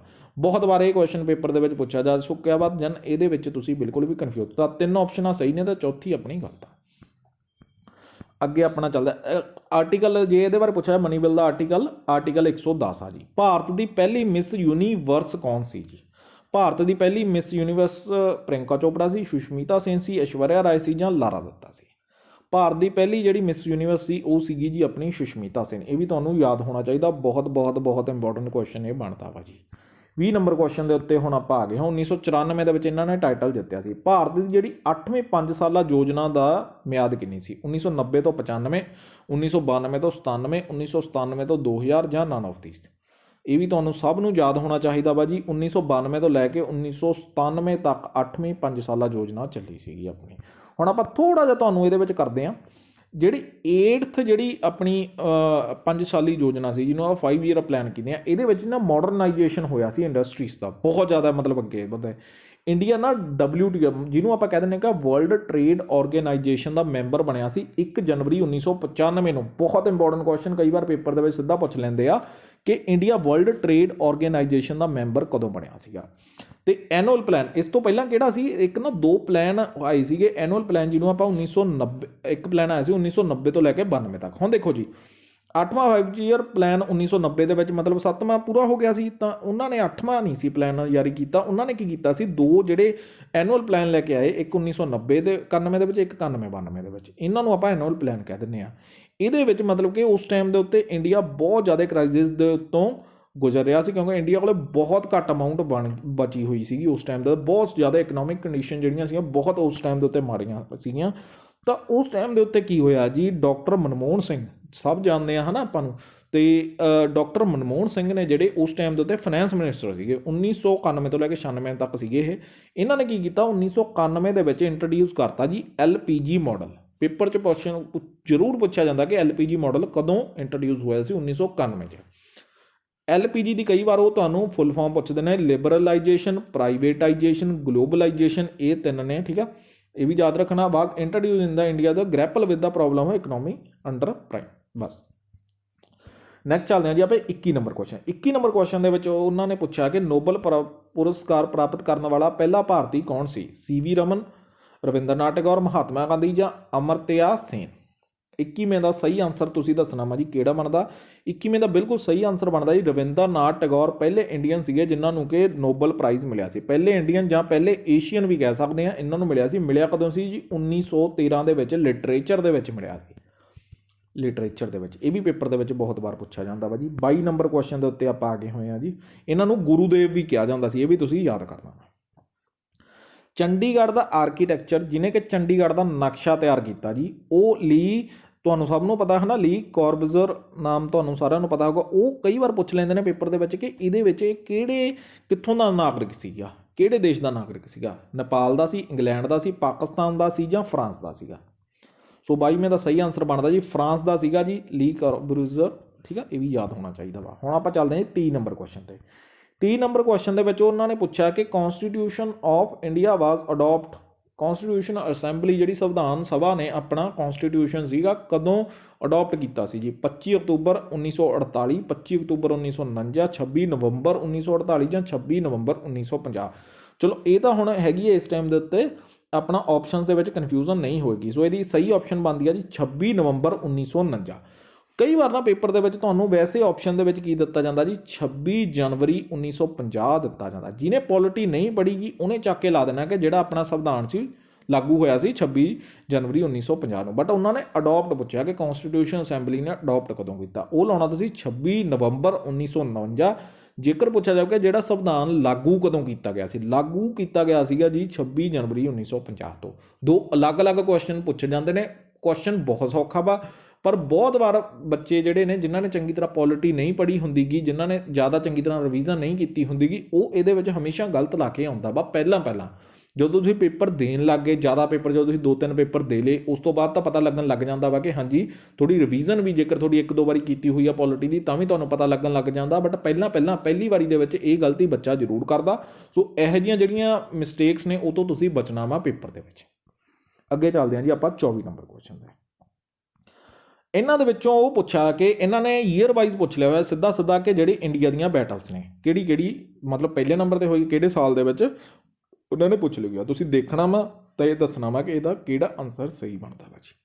ਸੋ ਇਹਦਾ ਬਿਲਕੁਲ ਸਹੀ ਆਨਸਰ ਜੀ ਡੀ ਬਣਦਾ ਪਿਆ। ਪਹਿਲੀ ਗੱਲ ਤਾਂ ਤੁਹਾਨੂੰ ਇਹ ਯਾਦ ਹੋਣਾ ਚਾਹੀਦਾ, ਠੀਕ ਹੈ। ਬੈਟਲ ਆਫ ਅੰਬਰ ਹੋ ਗਈ, ਬੈਟਲ ਆਫ ਪਲਾਸੀ ਹੋ ਗਈ, ਬੈਟਲ ਆਫ ਵੈਂਡਵਿਸ਼ ਹੋ ਗਈ, ਬੈਟਲ ਆਫ ਬਕਸਰ ਹੋ ਗਈ। ਹੁਣ ਜੀ ਨੀਚੇ ਆਪਣਾ ਇਹਦਾ ਪੂਰੀ ਡਿਟੇਲ ਦੇ ਵਿੱਚ ਆਪਾਂ ਲਿਖਿਆ ਹੋਇਆ ਵਾ ਕਿ ਜਿਹਦੇ ਨਾਲ ਤੁਹਾਨੂੰ ਬਿਲਕੁਲ ਵੀ ਪਰੇਸ਼ਾਨੀ ਨਾ। ਬੈਟਲ ਆਫ ਅੰਬਰ ਜਿਹੜੀ ਸੀ 1749 'ਚ ਹੋਈ ਸੀ। ਬੈਟਲ ਆਫ ਪਲਾਸੀ ਤੁਹਾਨੂੰ ਸਭ ਨੂੰ ਪਤਾ ਵਾ 1757 'ਚ ਹੋਈ ਸੀ। ਬੈਟਲ ਆਫ ਵੈਂਡਵਾਸ਼ ਕਦੋਂ ਹੋਈ ਸੀ ਜੀ, ਵੈਂਡਵਾਸ਼ ਹੋਈ ਸੀ ਜੀ 1760 'ਚ। ਬੈਟਲ ਆਫ ਬਕਸਰ ਜਿਹੜੀ ਹੋਈ ਸੀ ਉਹ 1764 'ਚ। ਇਹ ਚਾਰੇ ਬੈਟਲਸ, ਖਾਸ ਕਰ 3 ਬੈਟਲਸ ਪੇਪਰ ਦੇ ਵਿੱਚ ਬਹੁਤ ਵਾਰ ਪੁੱਛੇ ਜਾਂਦਾ, ਸਿੱਧਾ ਤੁਹਾਨੂੰ ਈਅਰ ਪੁੱਛਿਆ ਜਾਂਦਾ ਵਾ ਇਹਦੇ ਵਿੱਚ। ਅੱਗੇ ਚੱਲਦੇ ਹਾਂ ਜੀ ਹੁਣ ਆਪਾਂ 25 ਨੰਬਰ ਕੁਐਸਚਨ। ਸੋ ਅੱਧੇ ਕੁਐਸਚਨ ਆਪਣੇ ਆਲਮੋਸਟ ਹੋ ਗਏ ਹੋਏ ਨੇ, 50 ਕੁਐਸਚਨ ਇਹਦੇ ਵਿੱਚ ਆਪਾਂ ਕਰਾਂਗੇ। ਜਿਹੜੀ ਆਪਣੀ ਇੰਡਸ ਵੈਲੀ ਸਿਵਲਾਈਜੇਸ਼ਨ ਦੀ ਹੜੱਪਾ ਸਾਈਡ ਦੀ ਜਿਹੜੀ ਉਹ ਪੁੱਛਿਆ ਕਿ ਕਿਹਨੇ ਖੋਜ ਕੀਤੀ ਸੀ। ਦਇਆਰਾਮ ਸਾਹਨੀ ਨੇ ਕੀਤੀ ਸੀ, VS ਅਗਰਵਾਲ ਨੇ ਕੀਤੀ, ਸਰ ਲਿਓਨਾਰਡ ਵੂਲੇ ਨੇ ਕੀਤੀ ਸੀ ਜਾਂ RK ਸੈਣੀ ਨੇ ਕੀਤੀ ਸੀ। ਸੋ 25 ਨੰਬਰ ਦਾ ਬਿਲਕੁਲ ਸਹੀ ਆਨਸਰ ਬਣਦਾ ਪਿਆ ਜੀ ਇਹ, ਦਇਆ ਰਾਮ ਸਾਹਨੀ ਨੇ ਹੜੱਪਾ ਦੀ ਜਿਹੜੀ ਇੰਡਸ ਵੈਲੀ ਸਿਵਲਾਈਜੇਸ਼ਨ ਦੀ ਖੋਜ ਕੀਤੀ ਸੀ। ਕਦੋਂ ਕੀਤੀ ਸੀ ਜੀ? 1921 ਈਸਵੀ ਦੇ ਵਿੱਚ ਕੀਤੀ ਸੀਗੀ। ਹੁਣ ਆਪਾਂ ਇਹਦੀ ਐਕਸਪਲੇਨੇਸ਼ਨ ਪੜ੍ਹ ਲੈਂਦੇ ਹਾਂ ਜੀ। 1921 ਚ ਇਹਨਾਂ ਨੇ ਕੀਤੀ ਸੀ ਔਨ ਦੀ ਬੈਂਕ, ਕਈ ਵਾਰ ਨਾ ਉਹ ਪੁੱਛ ਲੈਂਦੇ ਨਾ ਰਿਵਰ ਦਾ ਨਾਮ ਪੁੱਛ ਲੈਂਦੇ ਨੇ, ਠੀਕ ਆ ਜੀ। ਰਾਵੀ ਰਿਵਰ ਚ ਕੀਤੀ ਦੇ ਕਿਨਾਰੇ ਕੀਤੀ ਸੀ। ਤੇ R.D. ਬੈਨਰਜੀ ਇਹਨਾਂ ਨੇ ਕੀਤੀ ਸੀ ਮੋਹਨਜੀਦਾਰੋ ਦੀ, ਇਹਦੀ 1922 ਦੇ ਵਿੱਚ ਕੀਤੀ ਸੀ। ਇਹਨਾਂ ਨੇ ਇੰਡਸ ਰਿਵਰ ਦੇ ਕਿਨਾਰੇ ਕੀਤੀ ਸੀ। ਅੱਗੇ ਆਪਾਂ ਚੱਲਦੇ ਹਾਂ ਜੀ, ਹਰੀ ਕ੍ਰਾਂਤੀ ਦਾ ਸੰਬੰਧ। ਸਭ ਨੂੰ ਪਤਾ ਤੁਹਾਨੂੰ ਹਰੀ ਕ੍ਰਾਂਤੀ ਦਾ ਸੰਬੰਧ ਕਿਹਦੇ ਨਾਲ ਹੈ ਜੀ? ਐਗ ਜਾਂ ਪੋਲਟਰੀ ਪ੍ਰੋਡਕਟਸ ਨਾਲ ਸੀਗਾ, ਫੂਡ ਗ੍ਰੇਨ ਪ੍ਰੋਡਕਸ਼ਨ ਨਾਲ ਸੀਗਾ, ਜੂਟ ਪ੍ਰੋਡਕਸ਼ਨ ਨਾਲ ਸੀ, ਜਾਂ ਆਇਲ ਸੀਡ ਪ੍ਰੋਡਕਸ਼ਨ ਦੇ ਨਾਲ ਸੀ। ਸੋ ਇਹਦੇ ਵਿੱਚ ਤਾਂ ਬਹੁਤ ਈਜ਼ੀ ਕੁਐਸਚਨ ਬਣਦਾ, ਫੂਡ ਗੇਨ ਪ੍ਰੋਡਕਸ਼ਨ ਦੇ ਨਾਲ ਸੀਗਾ ਹਰੀ ਕ੍ਰਾਂਤੀ ਦਾ ਸੰਬੰਧ। ਹੁਣ ਇਹਦੇ ਵਿੱਚ 3 ਇੰਪੋਰਟੈਂਟ ਪੁਆਇੰਟ ਇਹ ਤੁਹਾਨੂੰ ਬਿਲਕੁਲ ਯਾਦ ਹੋਣੇ ਚਾਹੀਦੇ ਨੇ, ਕਿਉਂਕਿ ਇਹ ਕੁਐਸਚਨ ਵੀ ਪੇਪਰ ਦੇ ਵਿੱਚ ਬਹੁਤ ਵਾਰ ਪੁੱਛਿਆ ਜਾਂਦਾ। ਨਾਰਮਨ ਬੋਰਲੌਗ ਜਿਹੜੇ ਨੇ ਇਹਨਾਂ ਨੂੰ father of green revolution in world, ਇੱਕ ਚੀਜ਼ ਯਾਦ ਰੱਖਣਾ, ਕਈ ਵਾਰ ਵਰਲਡ ਦੇ ਫਾਦਰ ਪੁੱਛਦੇ ਨੇ ਜਾਂ ਇੰਡੀਆ ਦੇ, ਇਹਦੇ ਵਿੱਚ ਬਿਲਕੁਲ ਵੀ ਕਨਫਿਊਜ਼ ਨਹੀਂ ਹੋਣਾ, ਕਿਉਂਕਿ ਤੁਹਾਨੂੰ ਕਨਫਿਊਜ਼ ਕੀਤਾ ਜਾਊਗਾ ਪੇਪਰ ਦੇ ਵਿੱਚ ਇਸੇ ਕੁਐਸਚਨ ਤੇ। ਇੰਡੀਆ ਦੇ ਵਿੱਚ ਜਿਹੜੇ ਨੇ MS ਸਵਾਮੀਨਾਥਨ ਨੂੰ father of the green revolution ਕਿਹਾ ਜਾਂਦਾ ਵਾ। ਇਹ ਹੋ ਗਏ ਜੀ 2 ਕੁਐਸਚਨ, ਠੀਕ ਆ। ਚਲੋ ਇਹ ਵੀ ਤੁਹਾਨੂੰ ਕਿਸੇ ਕਿਤੇ ਯਾਦ ਹੋ ਗਏ, ਵਧੀਆ ਹੋ ਗਏ, ਠੀਕ ਆ, ਯਾਦ ਹੋ ਗਏ। ਕਈ ਵਾਰ ਤੁਹਾਨੂੰ ਪੁੱਛਣਗੇ ਕਿ ਜਿਹੜੀ ਟਰਮ ਆ ਗ੍ਰੀਨ ਰੈਵੋਲੂਸ਼ਨ ਦੀ ਪਹਿਲੀ ਵਾਰ ਕਿਹਨੇ ਕੁਆਇਨ ਯੂਜ਼ ਕੀਤੀ ਸੀ, ਕਿਹਨੇ ਯੂਜ਼ ਕੀਤੀ ਸੀ ਇਹ ਟਰਮ ਪੁੱਛਿਆ, ਠੀਕ ਆ, ਫਾਦਰ ਨਹੀਂ ਪੁੱਛਿਆ ਗਿਆ ਉਹਨਾਂ ਨੇ, ਤਾਂ ਇਹ ਕੀਤਾ ਸੀ ਵਿਲੀਅਮ ਗੌਡ ਨੇ। ਇਹਦੇ ਵਿੱਚ ਤੁਹਾਨੂੰ ਜ਼ਿਆਦਾਤਰ ਕਨਫਿਊਜ਼ਨ ਹੁੰਦੀ ਆ, ਕਿਉਂਕਿ ਆਪਸ਼ਨ ਦੇ ਵਿੱਚ ਉਹ ਨਾਰਮਨ ਬੋਰਲੌਗ ਵੀ ਦੇਣਗੇ, MS ਸਵਾਮੀਨਾਥਨ ਵੀ ਦੇਣਗੇ ਤੇ ਵਿਲੀਅਮ ਗੌਡ ਵੀ ਦੇਣਗੇ। ਸੋ ਤੁਸੀਂ ਉਹਨਾਂ ਉੱਪਰਲੇ 2 ਦੇ ਵਿੱਚ ਉਹ ਟਿਕ ਲਾਉਂਗੇ, ਬਟ ਇਹ ਚੀਜ਼ ਨੂੰ ਅੱਜ ਆਪਣੇ ਦਿਮਾਗ ਦੇ ਵਿੱਚ ਪਾ ਲਓ ਕਿ ਟਰਮ ਜਿਹੜੀ ਗ੍ਰੀਨ ਰੈਵੋਲੂਸ਼ਨ ਪਹਿਲੀ ਵਾਰ ਕੁਆਇਨ ਕੀਤੀ ਸੀ ਉਹ ਕੀਤੀ ਸੀ ਵਿਲੀਅਮ ਗੌਡ ਨੇ ਕੀਤੀ ਸੀ, ਠੀਕ ਆ। ਬਿਲਕੁਲ ਤੁਹਾਨੂੰ ਇਹ ਯਾਦ ਹੋਣਾ ਚਾਹੀਦਾ ਵਾ, ਬਹੁਤ ਇੰਪੋਰਟੈਂਟ ਕੁਐਸਚਨ ਬਣਦਾ ਵਾ ਇਹ ਪੇਪਰ ਦੇ ਪੁਆਇੰਟ ਆਫ ਵਿਊ ਨਾਲ। ਹੁਣ ਆਪਾਂ ਚੱਲਦੇ ਹਾਂ ਜੀ ਆਪਣੇ 27 ਨੰਬਰ ਕੁਐਸਚਨ। 27 ਨੰਬਰ ਕੁਐਸਚਨ ਦੇ ਵਿੱਚ ਪੁੱਛਿਆ ਜਾ ਰਿਹਾ ਕਿ ਤਰੈਨ ਦੀ ਜਿਹੜੀ ਲੜਾਈ ਆ, 27 ਨੰਬਰ ਕੁਐਸਚਨ ਦੇ ਵਿੱਚ ਆਪਾਂ ਨੂੰ ਪੁੱਛਿਆ ਜਾ ਰਿਹਾ ਤਰੈਨ ਦੀ ਜਿਹੜੀ ਲੜਾਈ 1191 ਈਸਵੀ ਦੇ ਵਿੱਚ ਹੋਈ ਆ, ਉਹ ਪੁੱਛਿਆ ਜਾ ਰਿਹਾ ਕਿ ਮੁਹੰਮਦ ਗੌਰੀ ਤੇ ਕਿਹਦੇ ਵਿਚਕਾਰ ਹੋਈ ਆ ਜੀ? ਪ੍ਰਿਥਵੀ ਰਾਜ ਚੌਹਾਨ ਦੇ ਨਾਲ ਹੋਈ ਸੀ, ਰਾਣਾ ਪ੍ਰਤਾਪ ਦੇ ਨਾਲ ਹੋਈ ਸੀ, ਰਾਣਾ ਸਾਂਗਾ ਨਾਲ ਹੋਈ ਸੀ, ਜਾਂ ਰਾਣਾ ਹਮਰਦੇਵਾ ਦੇ ਨਾਲ ਹੋਈ ਸੀ? ਸੋ ਇਹਦਾ ਆਨਸਰ ਤੁਹਾਨੂੰ ਸਾਰਿਆਂ ਨੂੰ ਯਾਦ ਹੋਣਾ ਚਾਹੀਦਾ ਵਾ ਕਿ ਜਿਹੜੀ ਤਰੈਨ ਦੀ ਪਹਿਲੀ ਲੜਾਈ ਸੀਗੀ ਉਹ ਹੋਈ ਸੀ ਜੀ ਪ੍ਰਿਥਵੀ ਰਾਜ ਚੌਹਾਨ ਦੇ ਨਾਲ 1191 ਈਸਵੀ ਦੇ ਵਿੱਚ, ਜਿਹਦੇ ਵਿੱਚ ਕਿ ਮੁਹੰਮਦ ਗੌਰੀ ਨੂੰ ਹਰਾਤਾ ਸੀ ਪ੍ਰਿਥਵੀ ਰਾਜ ਚੌਹਾਨ ਨੇ, ਮਤਲਬ ਪ੍ਰਿਥਵੀ ਰਾਜ ਚੌਹਾਨ ਜੇਤੂ ਰਿਹਾ ਸੀ। ਹੁਣ ਆਪਾਂ ਤਰੈਨ ਦੀ ਲੜਾਈਆਂ ਦੇ ਉੱਤੇ ਆਪਾਂ ਤੁਹਾਨੂੰ ਦਿਖਾ ਦਿੰਦੇ ਹਾਂ ਜੀ, ਥੱਲੇ ਆਪਾਂ ਐਕਸਪਲੇਨੇਸ਼ਨ ਐਡ ਕੀਤੀ ਹੋਈ ਆ ਟੈਸਟ ਸੀਰੀਜ਼ ਦੇ ਵਿੱਚ ਇਹਦੀ। ਤੇ ਤਰੈਨ ਦੀਆਂ ਨਾ 3 ਲੜਾਈਆਂ ਮੇਨ, ਉਹਦੇ ਵਿੱਚ ਪਹਿਲੀਆਂ 2 ਲੜਾਈਆਂ ਹੀ ਪੁੱਛੀਆਂ ਜਾਂਦੀਆਂ ਨੇ ਪੇਪਰ ਦੇ ਵਿੱਚ। ਜ਼ਿਆਦਾਤਰ PSSB ਦਾ ਤੁਸੀਂ ਪੇਪਰ ਚੱਕ ਕੇ ਦੇਖ ਲਓ, ਜ਼ਿਆਦਾਤਰ ਕੁਐਸਚਨ ਪਹਿਲੀਆਂ 2 ਲੜਾਈਆਂ ਦੇ ਵਿੱਚੋਂ ਹੀ ਪੁੱਛੇ ਜਾਂਦੇ ਨੇ। ਪਹਿਲੀ ਬੈਟਲ ਦੀ ਤਰੈਨ, ਜਿਹਨੂੰ ਕਿ ਫਸਟ ਬੈਟਲ ਆਫ ਤਰੌੜੀ ਵੀ ਕਿਹਾ ਜਾਂਦਾ ਵਾ, ਪੇਪਰ ਦੇ ਵਿੱਚ ਮਾਸਟਰ ਕੇਡਰ ਦੇ ਇੱਕ ਪੇਪਰ ਦੇ ਵਿੱਚ ਇਹਨਾਂ ਨੇ ਇਹ ਪੁੱਛ ਲਿਆ ਸੀ ਕਿ ਇਹਨੂੰ ਹੋਰ ਕੀ ਕਿਹਾ ਜਾਂਦਾ ਪਹਿਲੀ ਬੈਟਲ ਆਫ ਤਰੈਨ। 1191 ਚ ਹੋਈ ਸੀ, ਤੁਹਾਨੂੰ ਸਾਰਿਆਂ ਨੂੰ ਪਤਾ। ਮੁਹੰਮਦ ਗੌਰੀ ਤੇ ਰਾਜਪੂਤ ਦੇ ਜਿਹੜੇ ਆਪਣੇ ਸੀਗੇ, ਆਪਣੇ ਪ੍ਰਿਥਵੀ ਰਾਜ ਚੌਹਾਨ ਨੇ ਲੀਡ ਕੀਤੀ ਸੀ, ਜਿਹਦੇ ਵਿੱਚ ਕਿ ਪ੍ਰਿਥਵੀ ਰਾਜ ਚੌਹਾਨ ਜਿੱਤ ਗਿਆ ਸੀ। ਫਿਰ 1 ਸਾਲ ਬਾਅਦ ਦੁਬਾਰਾ ਲੜਾਈ ਹੋ ਗਈ, ਜਿਹਨੂੰ ਆਪਾਂ ਕਿ ਸੈਕੰਡ ਬੈਟਲ ਆਫ ਤਰਾਈਨ ਕਹਿ ਦਿੰਦੇ ਆ, ਜਿਹਦੇ ਵਿੱਚ ਕਿ ਗੌਰੀ ਜਿੱਤ ਗਿਆ ਸੀ, ਗੌਰੀ ਨੇ ਹਰਾਤਾ ਸੀ ਪ੍ਰਿਥਵੀ ਰਾਜ ਚੌਹਾਨ ਨੂੰ। ਹੁਣ ਤੀਜੀ ਬੈਟਲ ਜਿਹੜੀ ਤਰਾਈਨ ਦੀ ਆ, ਇਹਦੇ ਬਾਰੇ ਬਹੁਤ ਘੱਟ ਪੁੱਛਿਆ ਜਾਂਦਾ, ਪਰ ਜੇਕਰ ਪੁੱਛਿਆ ਜਾਵੇ ਤਾਂ 1215-16 ਦੇ ਵਿੱਚ ਇਹ ਲੜਾਈ ਹੋਈ ਸੀ, ਜਿਹਦੇ ਵਿੱਚ ਕਿ ਇਲਤੁਤਮਿਸ਼ ਨੇ, ਦਿੱਲੀ ਸਲਤਨਤ ਨੇ ਕਿਹਨੂੰ ਹਰਾਇਆ ਸੀ ਜੀ? ਗੁਰੀਦ ਜਰਨਲ ਨੂੰ, ਤਾਜ ਅਲ ਦੀਨ ਯਲਦੀਦ ਨੂੰ ਹਰਾਇਆ ਸੀ। ਇਹਦੇ ਵਿੱਚ ਇਲਤੁਤਮਿਸ਼ ਜਿੱਤ ਗਿਆ ਸੀਗਾ। ਹੁਣ ਆਪਾਂ ਚੱਲਦੇ ਹਾਂ ਜੀ ਨੈਕਸਟ 28ਵੇਂ ਦਾ ਕੁਐਸਚਨ ਦੇ ਉੱਤੇ।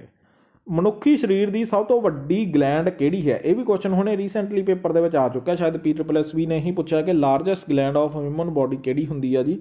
ਸੋ ਤੁਹਾਨੂੰ ਸਾਰਿਆਂ ਨੂੰ ਪਤਾ ਹੋਣਾ ਚਾਹੀਦਾ ਵਾ ਇਹਦਾ ਲੀਵਰ ਆ ਆਪਣੀ, ਜਿਹੜੀ ਲਾਰਜੈਸਟ ਗਲੈਂਡ ਆ ਆਪਣੀ ਹਿਊਮਨ ਬੋਡੀ ਦੀ। ਸਾਇੰਸ ਦੇ ਵਿੱਚੋਂ ਇਹੋ ਜਿਹੇ ਨਾਰਮਲ ਕੁਐਸਚਨ ਹੀ ਪੁੱਛੇ ਜਾਂਦੇ ਨੇ PSSB ਦੁਆਰਾ। ਹੁਣ ਦੇਖੋ ਜੀ, ਇਹ ਥੋੜਾ ਜਿਹਾ ਟ੍ਰਿਕੀ ਕੁਐਸਚਨ ਆ, ਆਪਾਂ ਤੁਹਾਨੂੰ 2-3 ਵਾਰੀ ਪਹਿਲਾਂ ਵੀ ਕਰਾਇਆ, ਸੋ ਗਲਤ ਨਹੀਂ ਕਰਨਾ ਕਿਸੇ ਨੇ ਵੀ। ਇਹਨਾਂ ਦੇ ਵਿੱਚੋਂ ਥੀਓਸੋਫੀਕਲ ਸੁਸਾਇਟੀ ਆ ਜਿਹੜੀ, ਉਹਦੀ ਸਥਾਪਨਾ ਕਿਹਨੇ ਕੀਤੀ ਸੀ? ਇਹਨਾਂ ਚੋਂ ਡਾਕਟਰ ਐਨੀ ਬੇਸੰਤ ਨੇ, ਐਲਨ ਔਕਟਾਵੀਅਨ ਹਿਊਮੇ ਨੇ ਕੀਤੀ ਸੀ, ਬਾਲ ਗੰਗਾਧਰ ਤਿਲਕ ਜਾਂ ਗੋਪਾਲ ਕ੍ਰਿਸ਼ਨ ਗੋਖਲੇ ਨੇ ਮਿਲ ਕੇ ਕੀਤੀ ਸੀ, ਜਾਂ ਮੈਡਮ ਬਲੈਵਸਕੀ ਅਤੇ ਔਲਕੋਟ ਨੇ ਕੀਤੀ ਆ ਜੀ? ਸੋ ਇਹਦੇ ਵਿੱਚ ਜ਼ਿਆਦਾਤਰ ਕੈਂਡੀਡੇਟ ਲਾਉਣਗੇ ਜੀ ਡਾਕਟਰ ਐਨੀ ਬੇਸੰਤ, ਬਟ ਤੁਹਾਡਾ ਇਹ ਆਨਸਰ ਗਲਤ ਆ ਜੀ। ਜਿਹੜੀ ਥੀਓਸੋਫੀਕਲ ਸੁਸਾਇਟੀ ਸੀਗੀ USA ਦੇ ਵਿੱਚ, ਇਹਦੀ ਸਥਾਪਨਾ ਕੀਤੀ ਸੀ ਜੀ ਮੈਡਮ ਬਲੈਵਸਕੀ ਐਂਡ ਔਲਕੋਟ ਨੇ ਕੀਤੀ ਸੀ, ਯਾਦ ਹੋਣਾ ਚਾਹੀਦਾ ਵਾ ਇਹ ਤੁਹਾਨੂੰ। ਐਨੀ ਬੇਸੰਤ ਜਿਹੜੀ ਸੀ ਇਹਨਾਂ ਦੇ ਮੈਂਬਰ ਸੀਗੇ ਥੀਓਸੋਫੀਕਲ ਸੁਸਾਇਟੀ ਦੇ, ਠੀਕ ਆ। ਸੋ ਸਥਾਪਨਾ ਕੀਤੀ ਤੇ ਮੈਂਬਰ ਦਾ ਬਹੁਤ ਫਰਕ ਹੁੰਦਾ ਵਾ। ਅੱਗੇ ਆਪਾਂ ਚੱਲਦੇ ਹਾਂ ਜੀ ਮਹਿੰਦਰਾ ਚੌਧਰੀ ਜੂਲੋਜੀਕਲ ਪਾਰਕ ਪੰਜਾਬ ਦੇ ਕਿਹੜੇ ਜ਼ਿਲ੍ਹੇ ਦੇ ਵਿੱਚ ਸਥਿਤ ਆ ਜੀ? ਲੁਧਿਆਣੇ 'ਚ, ਮੋਹਾਲੀ 'ਚ, ਪਟਿਆਲਾ 'ਚ ਜਾਂ ਚੰਡੀਗੜ੍ਹ ਦੇ ਵਿੱਚ ਆ?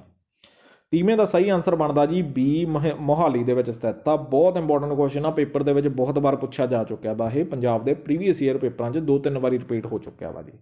ਹੁਣ ਜ਼ੂਲੋਜੀਕਲ ਪਾਰਕ ਜਿਹੜੇ ਨੇ ਉਹ ਜ਼ਰੂਰ ਤੁਸੀਂ ਯਾਦ ਕਰੋ, ਕਿਉਂਕਿ ਇਹਨਾਂ ਪੰਜਾਂ 'ਚੋਂ ਕੋਈ ਵੀ ਆ ਸਕਦਾ। ਮਹਿੰਦਰਾ ਚੌਧਰੀ ਜ਼ੂਲੋਜੀਕਲ ਪਾਰਕ ਤੁਹਾਨੂੰ ਦੱਸਦਾ ਕਿ ਛਤਬੀਰ ਜਿਹੜਾ ਸੀਗਾ ਇਹ ਮੋਹਾਲੀ 'ਚ ਸਥਿਤ ਆ। ਟਾਈਗਰ ਸਫਾਰੀ ਲੁਧਿਆਣਾ ਦੇ ਵਿੱਚ ਆ। ਡੀਅਰ ਪਾਰਕ ਨੀਲੋਂ ਲੁਧਿਆਣਾ ਦੇ ਵਿੱਚ 2 ਹੋ ਗਏ। ਡੀਅਰ ਪਾਰਕ ਬੀੜ ਮੋਤੀ ਪਾਰਕ ਇਹ ਪਟਿਆਲੇ 'ਚ ਆ, ਤੇ ਡੀਅਰ ਪਾਰਕ ਬੀੜ ਤਲਬ ਇਹ ਹੈਗਾ ਜੀ ਆਪਣਾ ਬਠਿੰਡਾ ਦੇ ਵਿੱਚ। ਸੋ ਇਹ ਪੰਜੇ ਤੁਹਾਨੂੰ ਯਾਦ ਹੋਣੇ ਚਾਹੀਦੇ, ਪੇਪਰ ਦੇ ਵਿੱਚ ਬਹੁਤ ਵਾਰ ਪੁੱਛੇ ਜਾਂਦੇ ਨੇ ਇਹ।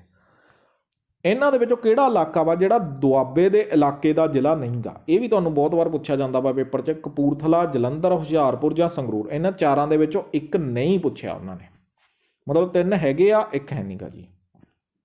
ਤਾਂ ਜੀ ਕਪੂਰਥਲਾ ਵੀ ਹੈਗਾ, ਜਲੰਧਰ ਵੀ ਹੈਗਾ, ਹੁਸ਼ਿਆਰਪੁਰ ਹੈ ਨਹੀਂ ਗਾ। 4 ਇਲਾਕੇ ਨੇ ਆਪਣੇ, 4 ਆਪਣੇ ਡਿਸਟ੍ਰਿਕਟ ਆਉਂਦੇ ਨੇ ਇਹਦੇ ਵਿੱਚ ਦੁਆਬੇ ਏਰੀਏ ਦੇ ਵਿੱਚ, ਤੇ ਸੰਗਰੂਰ ਨਹੀਂ ਹੈਗਾ। ਸੰਗਰੂਰ ਦੀ ਜਗ੍ਹਾ ਦੇ ਉੱਤੇ ਕਿਹੜਾ ਵਾ ਜੀ? ਨਵਾਂ ਸ਼ਹਿਰ ਆ। ਸੋ ਇਹ ਕਰ ਲੈਣਾ। ਸੰਗਰੂਰ ਕਿਹਦੇ ਅੰਡਰ ਆ? ਸੰਗਰੂਰ ਮਾਲਵੇ 'ਚ ਆਉਂਦਾ ਵਾ ਜੀ। ਅੱਗੇ ਆਪਾਂ ਚੱਲਦੇ ਹਾਂ। ਹੁਣ ਤੁਹਾਡਾ ਇੱਕ ਕੁਐਸਚਨ ਆਪਾਂ ਤੁਹਾਨੂੰ ਪਾਉਂਦੇ ਹਾਂ ਕਿ ਇਸ ਟਾਈਮ ਪੰਜਾਬ ਦੇ ਵਿੱਚ ਕਿੰਨੇ ਜ਼ਿਲ੍ਹੇ ਨੇ?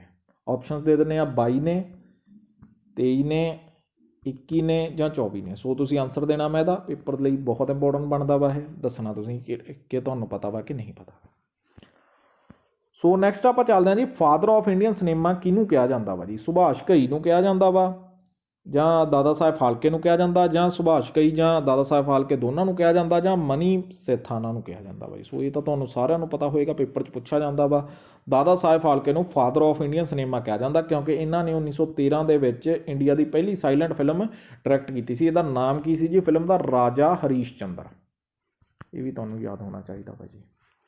ਹੁਣ ਆਪਾਂ ਚੱਲਦੇ ਹਾਂ ਜੀ 33 ਨੰਬਰ ਕੁਐਸਚਨ। 33 ਨੰਬਰ ਕੁਐਸਚਨ ਦੇ ਵਿੱਚ ਆਪਾਂ ਨੂੰ ਪੁੱਛਿਆ ਜਾ ਰਿਹਾ ਕਿ ਇਹਨਾਂ ਦੇ ਵਿੱਚੋਂ ਗਿਆਨਪੀਠ ਪੁਰਸਕਾਰ ਕਿਹਨੂੰ ਮਿਲਿਆ ਜੀ? ਬਹੁਤ ਇੰਪੋਰਟੈਂਟ ਕੁਐਸਚਨ ਬਣਦਾ, ਬਿਲਕੁਲ ਗਲਤ ਨਾ ਕਰਿਓ ਜੀ। ਜੀ ਸ਼ੰਕਰਾ ਕਰੂਪ ਨੂੰ ਮਿਲਿਆ ਵਾ, ਕ੍ਰਿਸ਼ਨਾ ਸੋਬਤੀ ਨੂੰ ਮਿਲਿਆ ਵਾ, ਆਸ਼ਾ ਪੂਰਨਾ ਦੇਵੀ ਨੂੰ ਮਿਲਿਆ, ਜਾਂ none of these.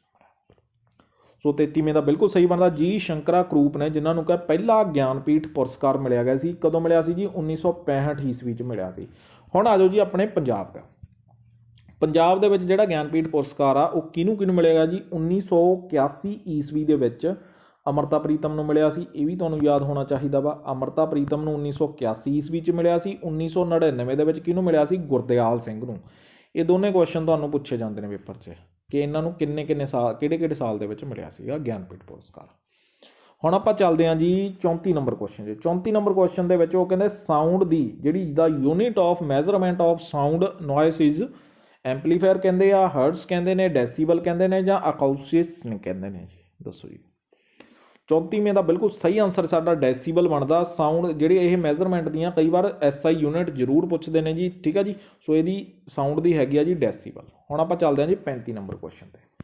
35 number question ਦੇ ਵਿੱਚ ਕਹਿੰਦੇ ਜੀ ਦਾ ਫਲੇਮ ਆਫ ਲਿਬਰਟੀ ਨਾਮਕ ਸਮਾਰਕ ਆ ਜਿਹੜਾ, ਠੀਕ ਆ, ਉਹ ਕਿੱਥੇ ਆਪਣਾ ਸਥਿਤ ਆ? ਕਿਹਨੂੰ ਕਹਿੰਦੇ ਆ? ਕਿਹਦੇ ਨਾਲ ਸੰਬੰਧਿਤ ਆ ਜੀ? ਜਲਿਆਂਵਾਲਾ ਬਾਗ ਮਸਕਰੇ ਨਾਲ ਆ, ਬੈਟਲ ਆਫ ਮੁਦਕੀ ਨਾਲ, ਕਾਮਾਗਾਟਾ ਮਾਰੂ ਇੰਸੀਡੈਂਟ ਨਾਲ ਆ, ਜਾਂ ਗਦਰ ਮੂਵਮੈਂਟ ਦੇ ਨਾਲ ਆ?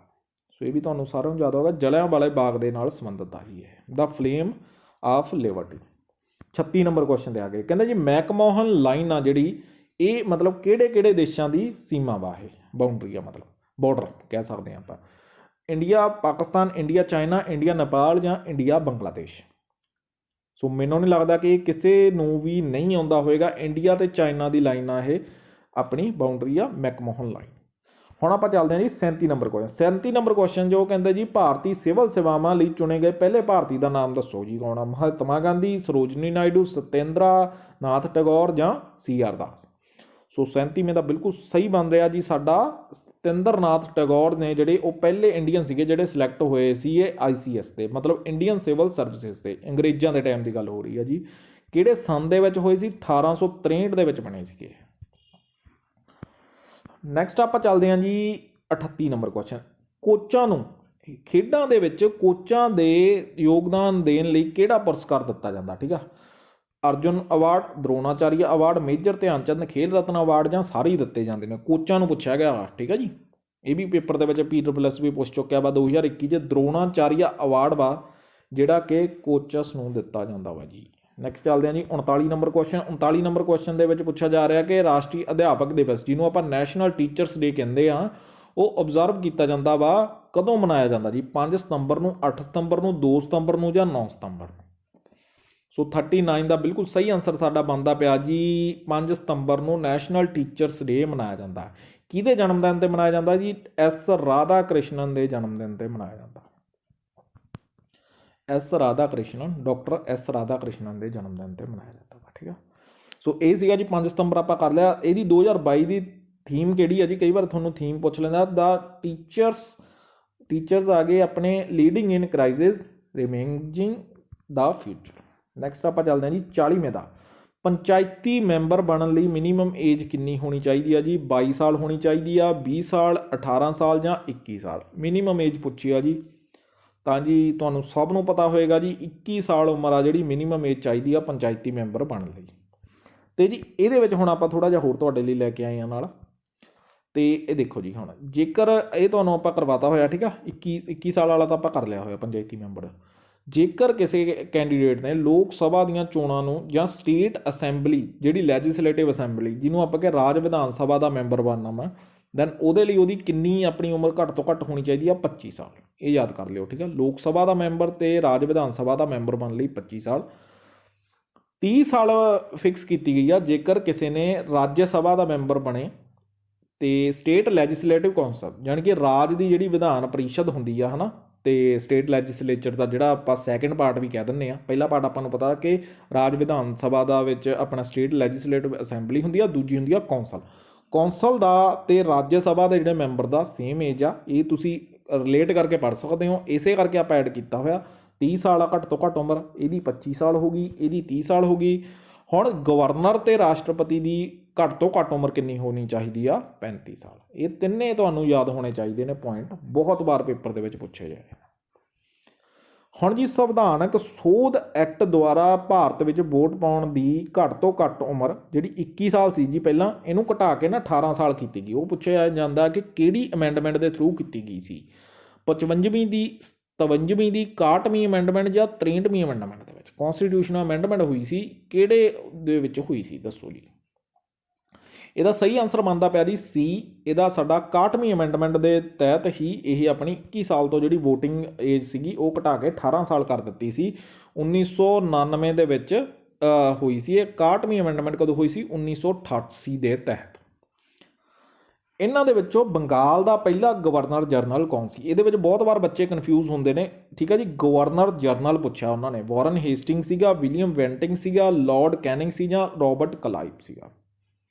ਦੱਸੋ ਜੀ ਕਿਹੜਾ ਆਨਸਰ ਇਹਦਾ ਸਹੀ ਬਣਦਾ? ਵਾਰਨ ਹੇਸਟਿੰਗ ਜਿਹੜਾ ਸੀਗਾ ਆਪਣਾ ਇਹ ਪਹਿਲਾ ਗਵਰਨਰ ਜਨਰਲ ਆਫ ਬੰਗਾਲ ਸੀਗਾ। ਹੁਣ ਦੇਖੋ, ਜੇਕਰ ਤੁਹਾਨੂੰ ਪੁੱਛਿਆ ਕਿ ਪਹਿਲਾ ਗਵਰਨਰ ਕੌਣ ਸੀ, ਬਹੁਤ ਵਾਰ ਉਹ ਪੁੱਛਿਆ ਜਾਂਦਾ। ਪਹਿਲਾ ਗਵਰਨਰ ਪੁੱਛ ਲੈਣ ਬੰਗਾਲ ਦਾ ਤਾਂ ਉਹ ਸੀਗਾ ਜੀ ਰੋਬਰਟ ਕਲਾਈਵ। ਹੁਣ ਨਾਲ ਗਵਰਨਰ ਦੇ ਨਾਲ ਜਰਨਲ ਲੱਗ ਗਿਆ ਫੋਰਟ ਵਿਲੀਅਮ ਬੰਗਾਲ ਦਾ, ਤਾਂ ਇਹ ਸੀਗਾ ਜੀ ਵਾਰਨ ਹੇਸਟਿੰਗ ਜਿਹੜਾ ਆਪਣਾ ਕੁਐਸਚਨ ਸੀ। ਜੇਕਰ ਤੁਹਾਨੂੰ ਪੁੱਛਿਆ ਜਾਏਗਾ first governor general of India, India the governor general ਪਹਿਲਾ ਕੌਣ ਸੀ? ਲਾਰਡ ਵਿਲੀਅਮ ਵੈਂਟਿੰਗ ਸੀਗਾ।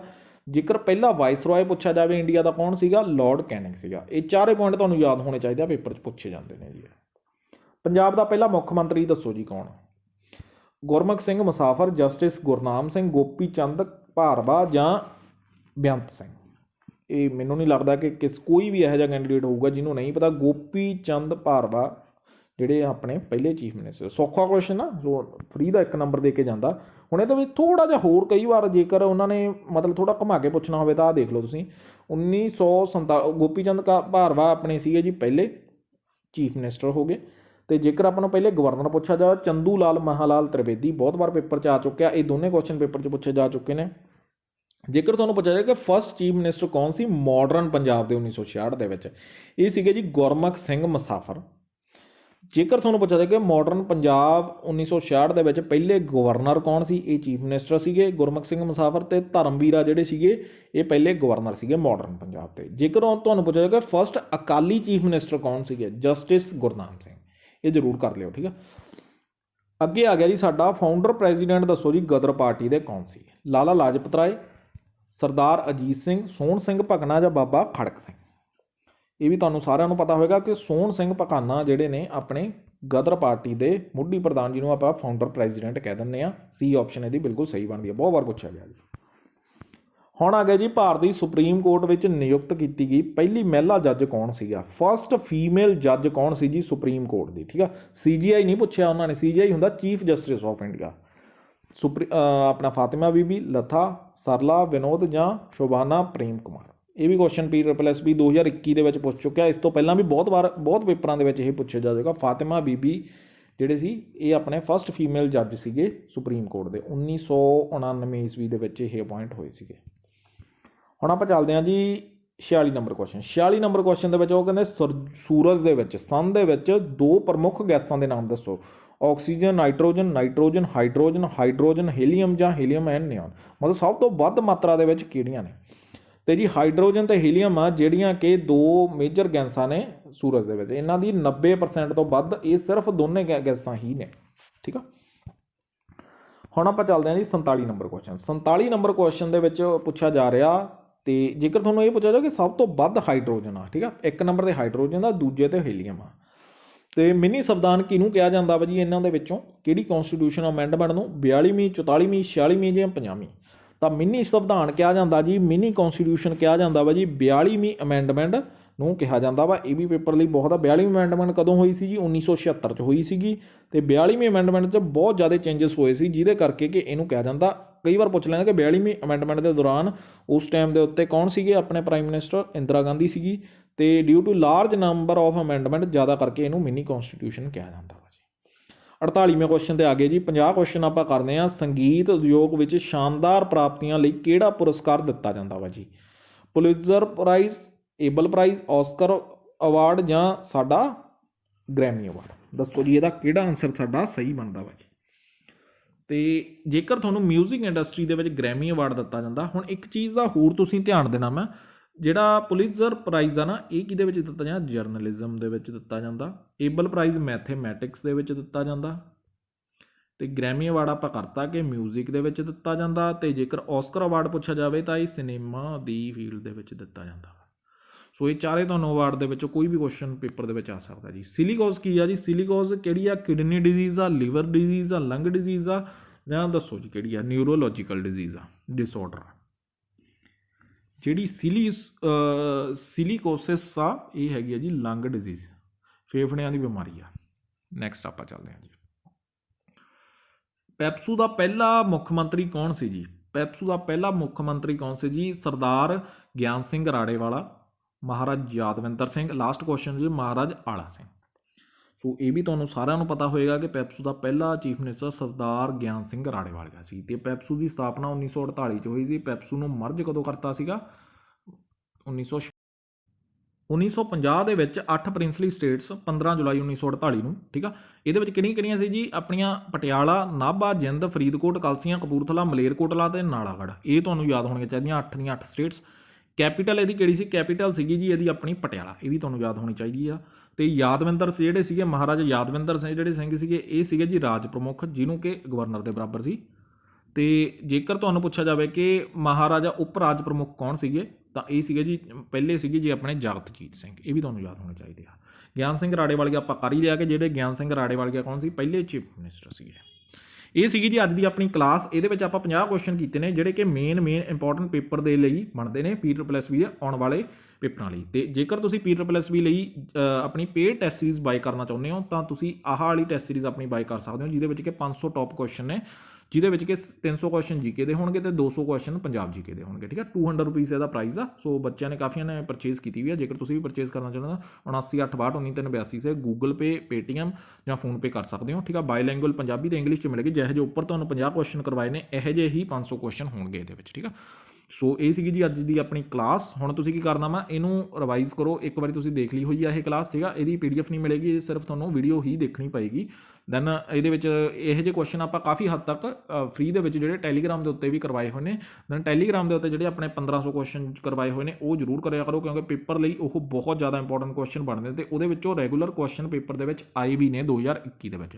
ਸੋ ਜ਼ਰੂਰੀ ਨਹੀਂ ਕਿ ਹਰੇਕ ਚੀਜ਼ ਤੁਸੀਂ ਪੇਡ ਕਰਨੀ ਆ, ਪੇਡ ਸਿਰਫ ਇਹਦੇ ਲਈ ਹੁੰਦੀ ਹੈ ਕਿ ਸਹੂਲਤ ਲਈ। ਹਾਂਜੀ ਤੁਸੀਂ ਕਰਨਾ ਚਾਹੁੰਦੇ ਹੋ, ਤੁਸੀਂ ਥੋੜ੍ਹੇ ਜਿਹੇ ਹੋਰ ਅਲੱਗ ਤੋਂ ਪ੍ਰੈਕਟਿਸ ਕਰਨੀ ਚਾਹੁੰਦੇ ਹੋ, ਇੱਕ ਵਧੀਆ ਤਰੀਕੇ ਦੇ ਨਾਲ ਪ੍ਰੈਕਟਿਸ ਅਲੱਗ ਤੋਂ ਜ਼ਿਆਦਾ ਪੂਰੀ ਫੁੱਲ ਡਿਟੇਲ ਐਕਸਪਲੇਨੇਸ਼ਨ ਦੇ ਵਿੱਚ ਕਰਨੀ ਚਾਹੁੰਦੇ ਹੋ ਤਾਂ ਉਹ ਤੁਸੀਂ ਕਰ ਸਕਦੇ ਹੋ।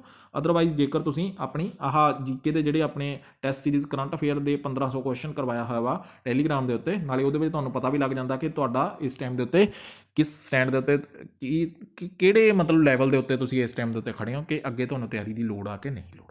ਠੀਕ ਹੈ ਜੀ, ਧੰਨਵਾਦ। ਮਿਲਦੇ ਹਾਂ ਹੁਣ ਆਪਾਂ ਆਪਣੀ ਅਗਲੀ ਕਲਾਸ ਦੇ ਵਿੱਚ।